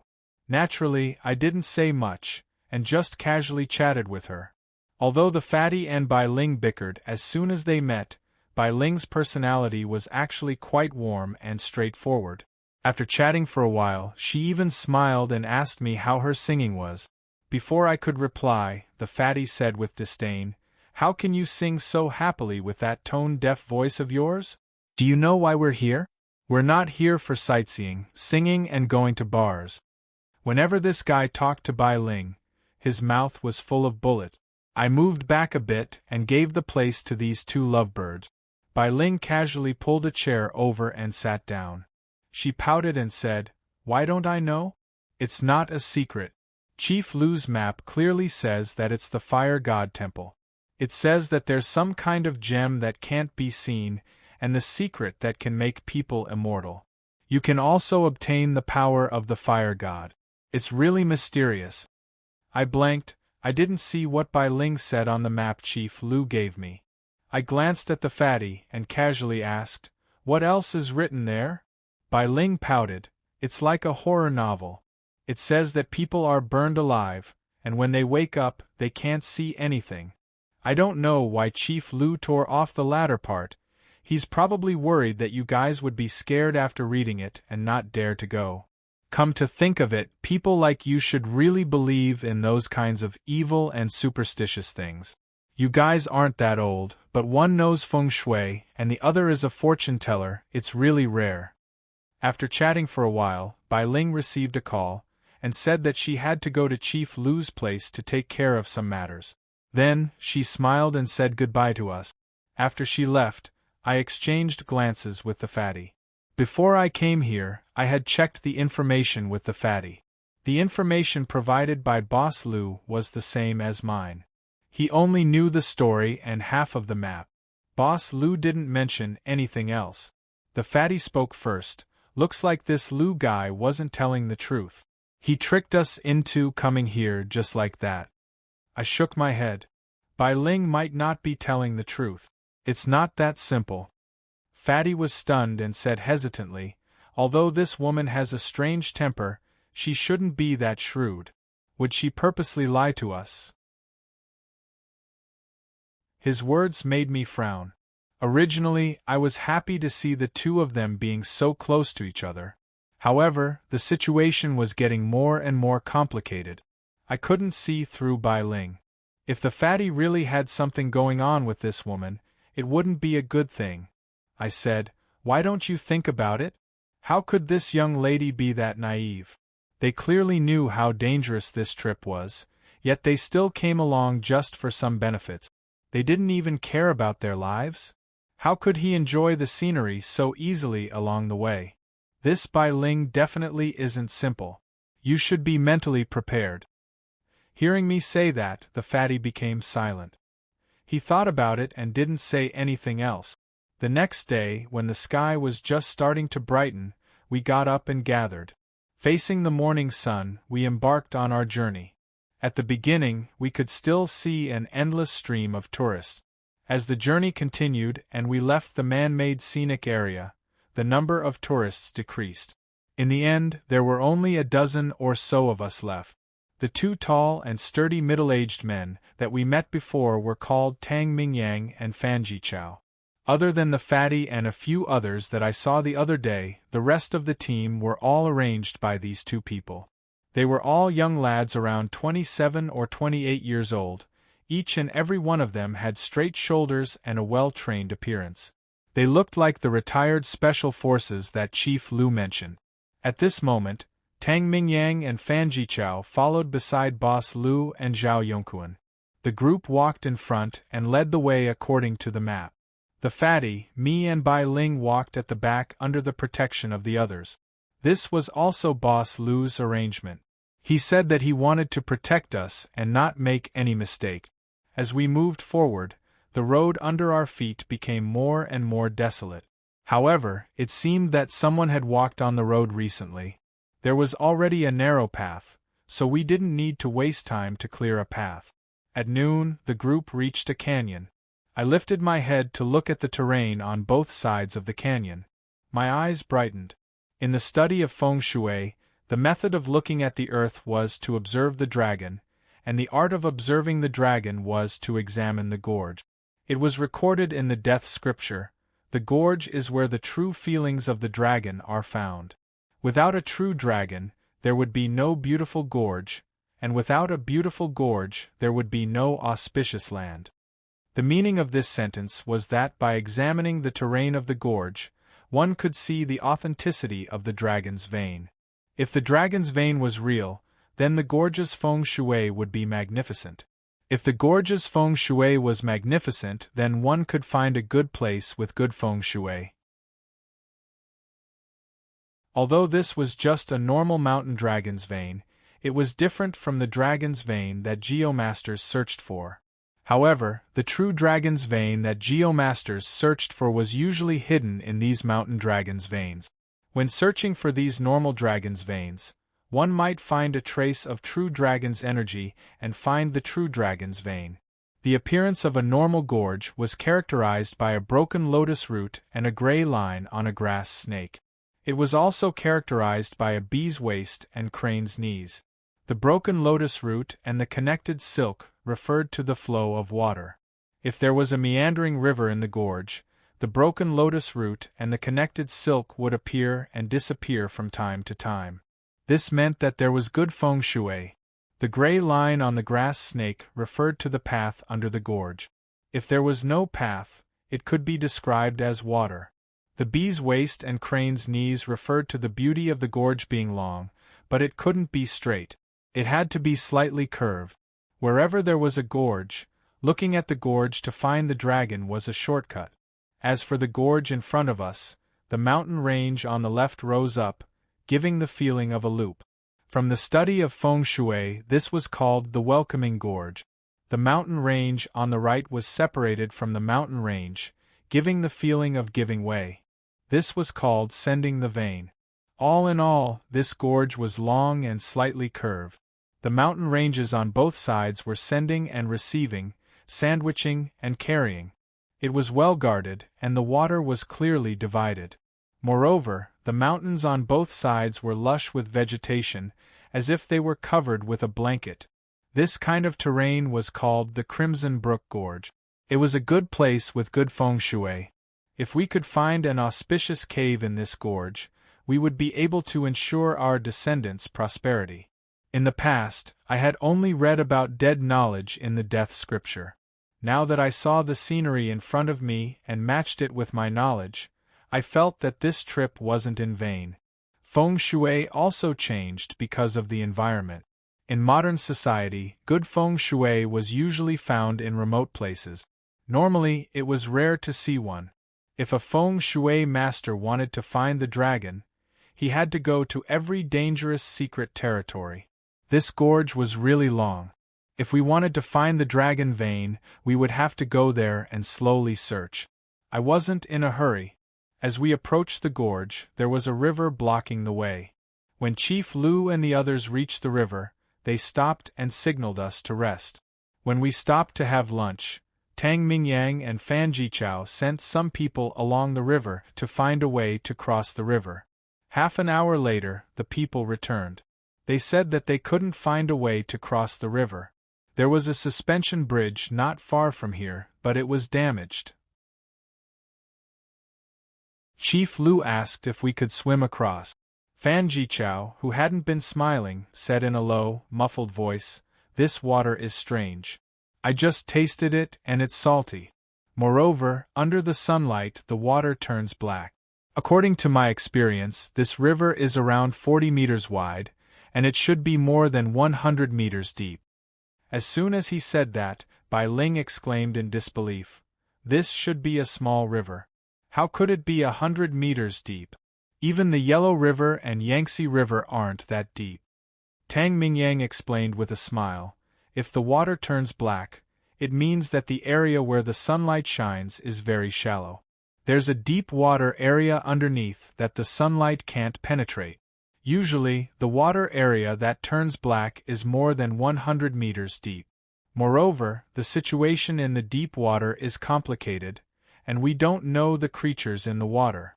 If we swim across, we'll be in trouble." At this moment, two mountain people carrying baskets on their backs walked over. They were walking by the river not far from us. They looked like a father and son. Chief Lu signaled Tang Mingyang with his eyes. Tang Mingyang quickly sent someone to call the father and son over. When we came close, I could see that the father and son were probably doctors who came to collect herbs. The young man's left hand was wrapped in bandages, and there were fresh bloodstains on it. It seemed he had just been injured.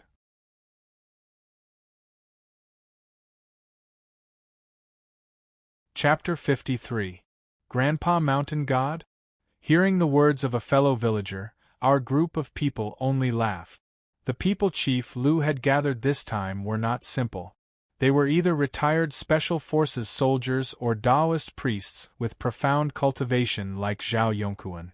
No one would believe that the Grandpa Mountain God that these villagers were talking about was some kind of god. Tang Mingyang smiled and gave the fellow villager a cigarette.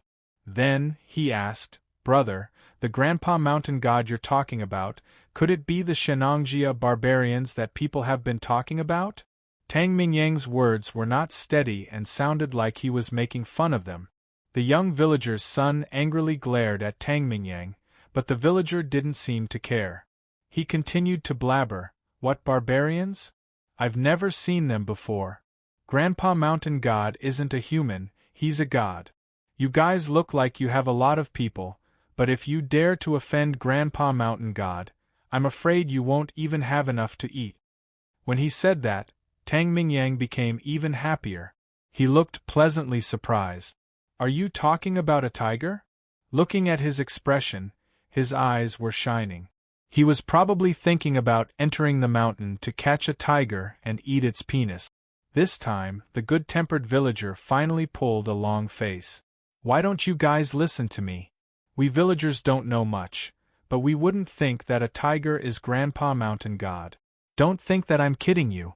In the early days, when there were bandits, a team of 100 people, each carrying a gun, entered Decapitation Gorge, and not a single one escaped. A tiger can't eat so many people." The smile on Tang Mingyang's face disappeared. A team of over 100 armed bandits was not a small fight. It was definitely much stronger than the less than 10 retired Special Forces soldiers in our group. If what the fellow villager said was true, then this Grandpa Mountain God that he was talking about really couldn't be underestimated. Chief Lu was also a little worried.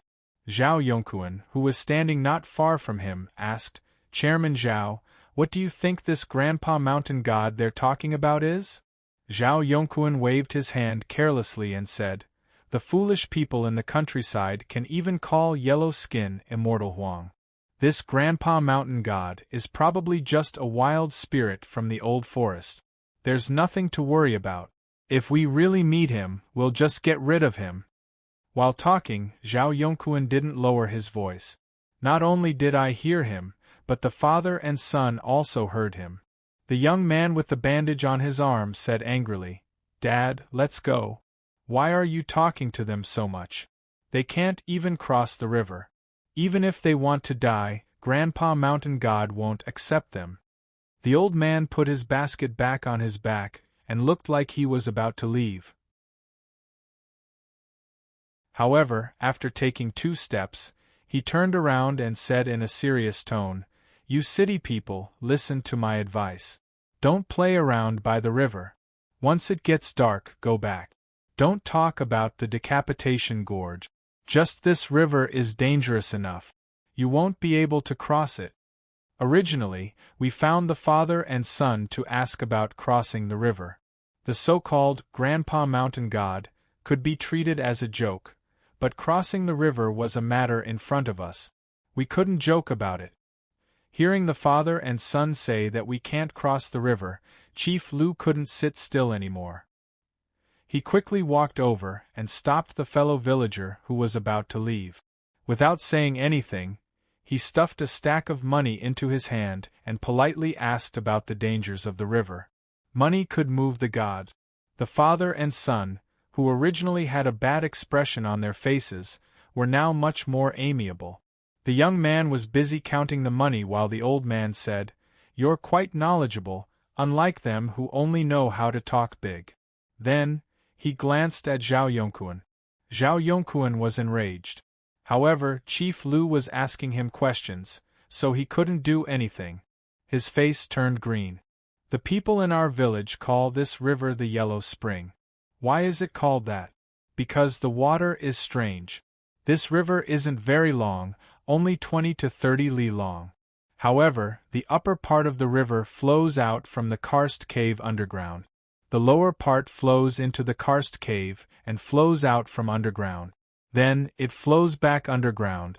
Isn't this the Yellow Spring in the Netherworld? Wasn't this just a river formed by underground water flowing outside?" Although this situation wasn't common, it was a little far-fetched to say that it was the Yellow Spring. Chief Lu obviously understood this. However, as a person in the business world, he naturally wouldn't be so direct with this father and son. Instead, he chuckled and echoed. Then, he asked, "Since it's called the Yellow Spring, I'm afraid that's not the only reason, right?" "Yeah." The old villager nodded. "Of course it's not the only reason.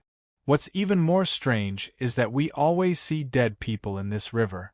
Every 1st and 15th day, there will always be a lot of corpses floating in this river from upstream.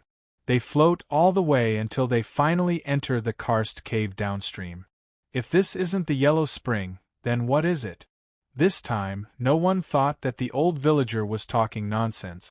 Thinking about the scene of the corpses floating in the river, they felt a little scared. Moreover, today was the 15th day. Could it be that there would be corpses floating in today? Everyone couldn't help but look back at the river, but they didn't see anything. Chief Lu asked again, "Why are there so many corpses in the river? Did someone die nearby or something?" The old villager shook his head. "Who knows? This is deep in the mountains and forests. The villagers live a few miles away from here.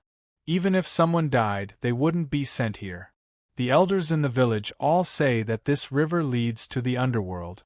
The corpses floating in from upstream are all wandering ghosts rushing to the underworld to be reincarnated. After listening to him say this, everyone was silent for a while. Finally, Tang Mingyang asked again, "Then, if people swim in this river, will anything happen?" The old villager waved his hand and said that he didn't know. The people in our village have seen corpses floating in the river since young. Even if they were crazy, they wouldn't swim in it. They originally wanted to find a guide, but after asking about the situation, it became even more difficult. The river wasn't long, but it was dozens of miles long.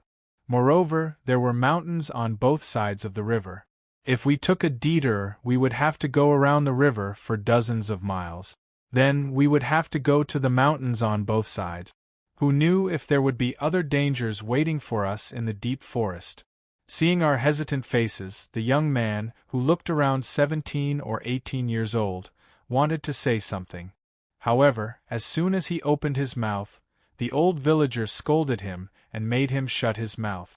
After scolding his son, the old villager said goodbye to us and hurried to take his son back in the direction they had come from. As soon as they left, Chief Lu called for us. We need to discuss what we should do. After a few minutes, we reached an agreement. Swim across the river.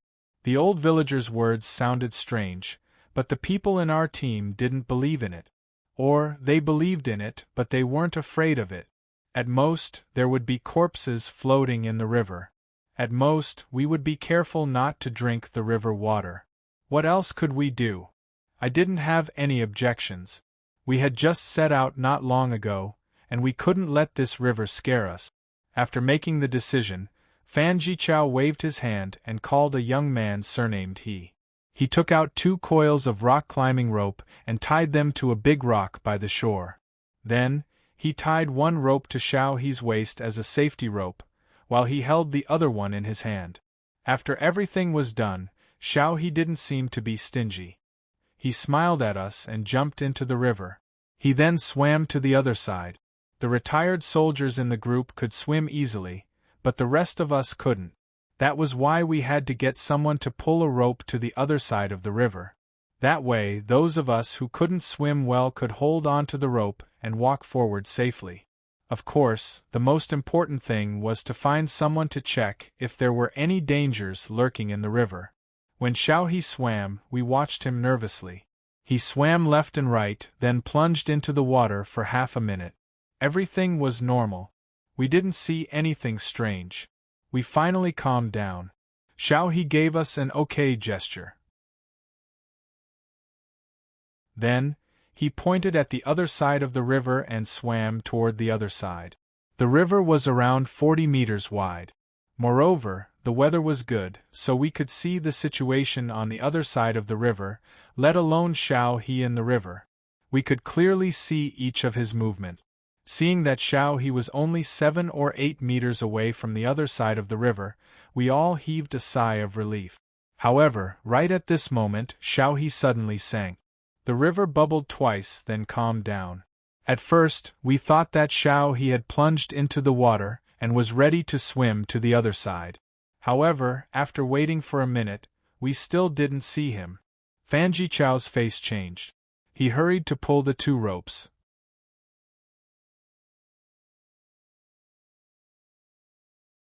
Chapter 54. After this incident, the originally slightly relaxed atmosphere suddenly disappeared. Fan Jichao's subordinates had a good relationship with Xiao He. They hurried to go to the river to find Xiao He. However, Fan Jichao kicked them all back. With a gloomy face, they went to see Chief Lu for instructions. Soon, Chief Lu called me and the fatty over. Zhao Yongkuan was next to Chief Lu. He was standing by the river with a compass in his hand. He seemed to be calculating something. Since this happened, Fan Jichao, Tang Mingyang, and the other veterans couldn't do anything. We could only rely on the methods of outsiders. However, from the moment we arrived at the river, I had been observing the surrounding geomancy and the changes in yin and yang. No matter how I looked at it, this place didn't seem to have any problems. It wasn't a yin gathering ground or a corpse breeding ground. It was just an ordinary river. There was nothing strange about this place. Up until now, I hadn't found the problem. At least, I couldn't tell from the geomancy. If I wanted to find out the situation, I would need to use the eye or the snake spirit. However, Zhao Yongquan was here, so I couldn't use them. After all, Professor Deng's mistake was a warning. Chief Lu asked me. After I shook my head, he looked disappointed. He turned to the fatty and asked, "What do you think?" The fatty shook his head. "I can only predict good or bad luck, but I can't predict the cause." Chief Lu asked again, "What about good or bad luck?" The fatty didn't answer. He squinted and flipped his hand. I didn't know when, but 3 copper coins appeared in his palm. I didn't see him flip his hand, but the 3 coins suddenly jumped twice. Then, I heard the fatty speak in a voice that was completely different from before. He said calmly, "The heavenly thunder is unexpected. Good luck." While the fatty was talking, a strange light flashed in his squinted left eye. Then, I saw his left pupil lengthen. When he said the word G, the pupil split in the middle, turning into 2 pupils, one above and one below. As soon as he said that, he put away the 3 copper coins. The upper and lower pupils fused together and returned to normal. There were 5 branches of Taoism: mountain, medicine, fate, xiang, and divination. Although the Tao of divination was ranked last, it was the most profound and unpredictable, especially Fatty's Tao of divination. He did not cultivate Tao techniques and only looked at the mysteries of heaven. During the Tang dynasty, Li Chunfeng and Yuan Tiangang created the pushing back diagram, which unexpectedly allowed them to pry into the fate of the nation for thousands of years. There was another characteristic of divination. Although it was an orthodox Taoist practice, it was destined to have 5 drawbacks and 3 flaws because it recklessly predicted the secrets of the heavens. Therefore, since ancient times, there were many blind and crippled divine fortune-tellers, and many divination grandmasters would have many strange phenomena when they were divining their divinations. It could even be said that the more strange the phenomenon, the more profound the divination would be. Moreover, this was a kind of talent, not something that could be acquired. Fatty had told me before that he was talented in divination, but I didn't expect that he would be able to trigger a vision when he was doing divination. Moreover, it was such an amazing vision. Hearing Fatty's conclusion of good luck, Director Lu's face turned even uglier. A person had disappeared in front of him. No matter how he looked at it, it was not a good omen, but Fatty had received an auspicious divination. It was really hard to accept. After asking us twice, Director Lu didn't get any result. He turned to look at Zhao Yongquan, pinning his hopes on him. Unfortunately, Zhao Yongquan had been divining by the riverbank for almost half an hour. He looked tired and shook his head at Director Lu. Although he didn't say anything, it was clear that he hadn't found anything. While the 3 of us were silent, the old soldiers who were discussing by the riverbank screamed in surprise. They pointed at the river in the distance and started to discuss something. Our faces changed. We hurried to the riverbank and looked into the distance. Around 1 kilometer away from us, there was a black object. We could vaguely see that it was a corpse. Did Xiao He's corpse come out of the water? If we could see the corpse, it was possible that Xiao He's death was caused by a whirlpool under the water. We had thought too much about it. Everyone stared at the corpse as it floated closer to us. Only the fat guy suddenly performed another divination. In the same calm voice, he chanted, "Regenerate the land, there is a path in front of the mountain." I hadn't studied divination before, so I asked the fatty, what did he mean? The fatty put away the copper coins and smiled. "There's a chance." "Because of that corpse?" The fatty nodded. "Most likely." As the corpse was floating closer and closer to us, Fan Jichao found a 5-clawed hook and tied it to a climbing rope. He waved it continuously. When the corpse reached the middle of the river in front of us, Fan Jichao loosened his grip. The 5-clawed hook flew 20 meters and landed on the corpse. Fan Jichao dragged the corpse toward us. Xiao He was wearing black clothes, and the corpse looked black from the outside. It seemed to be Xiao He. However, as the corpse got closer, we could tell that it wasn't Xiao He. The corpse was lying face down in the river. From a distance, it looked like it was wearing black clothes. However, the corpse was naked. The black color was because the corpse had been dead for a long time. After the skin had rotted, it had been scorched by the sun. When Fan Jichao pulled the corpse to the riverbank and turned it over, we found that the bones of the corpse were big, and the body was well preserved. However, the head didn't have much flesh, which made it look like a skeleton. I didn't know how long it had been dead, but it had been soaked in the salty water, which made it look like a mummy. Since the corpse didn't have any clothes on it, Fan Jichao and the others didn't find any clues. They became discouraged and asked us to go and check. The fatty's divination didn't work on the corpse, so he didn't go there. I shook my head and didn't go. When the corpse was pulled up, I checked it and didn't find anything wrong. My attainment in feng shui was still too low. Until now, I could only use some talismans. I couldn't do anything to this corpse. Zhao Yongquan went there. He shooed away the people who were watching the corpse. Then, he started to read a mysterious spell. As soon as I heard the spell, my eyes brightened. I had memorized the spell before. It was the hand seal technique, the soul-searching seal. Zhao Yongquan wanted to use the soul-searching seal. The soul-searching seal could search the 3 souls to know a person's history. Since the soul was still on the corpse, it was also useful. The hand seal technique was one of the 5 great Taoist techniques. With my current cultivation base, I couldn't use it yet. I had to wait until I reached the dragon-seeking stage to attract a wisp of true dragon energy in my body. Then, I could use the true dragon energy as the foundation to use the hand seal technique.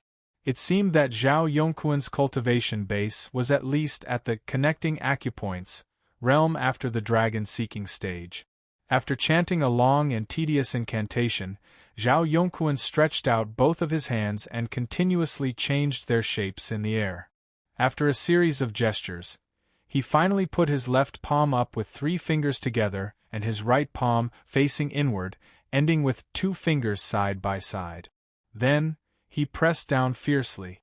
The seal formed by his 2 hands seemed to have separated from his hands and formed a square seal. It fell at an extremely fast speed and fiercely imprinted on the head of the mummy. The people around held their breaths and looked at Zhao Yongquan. They were full of respect. However, at this moment, Zhao Yongquan groaned. His body trembled and a trickle of blood trickled down from the corner of his mouth. It seemed he was hurt badly. Chief Lu walked over and asked, "Are you okay?" Zhao Yongquan frowned and looked at the corpse. After a while, he lifted his head and said to Chief Lu, "It's okay. I was careless. I didn't expect this corpse to be soulless." Soulless? Chief Lu frowned, as if he didn't understand what he meant. I walked over and explained to Chief Lu, "The corpse is still here, but there's no soul. There's only one possibility. The soul of the corpse and the soul of the person fused and gave birth to a Yin soul, which is what we often call a ghost. Moreover, Yin souls are born with corpses. The Yin soul of this corpse should be not far from us." Hearing that, Chief Lu's face changed. He called for everyone to be on guard. At this moment, Fan Jichao's subordinates started to make a ruckus by the river. They pointed upstream with a shocked expression. I followed their finger and saw more corpses floating down the river upstream. You're tuning in to the Phoenix Nights YouTube channel. Don't forget to subscribe and join us on this journey to catch the most captivating stories.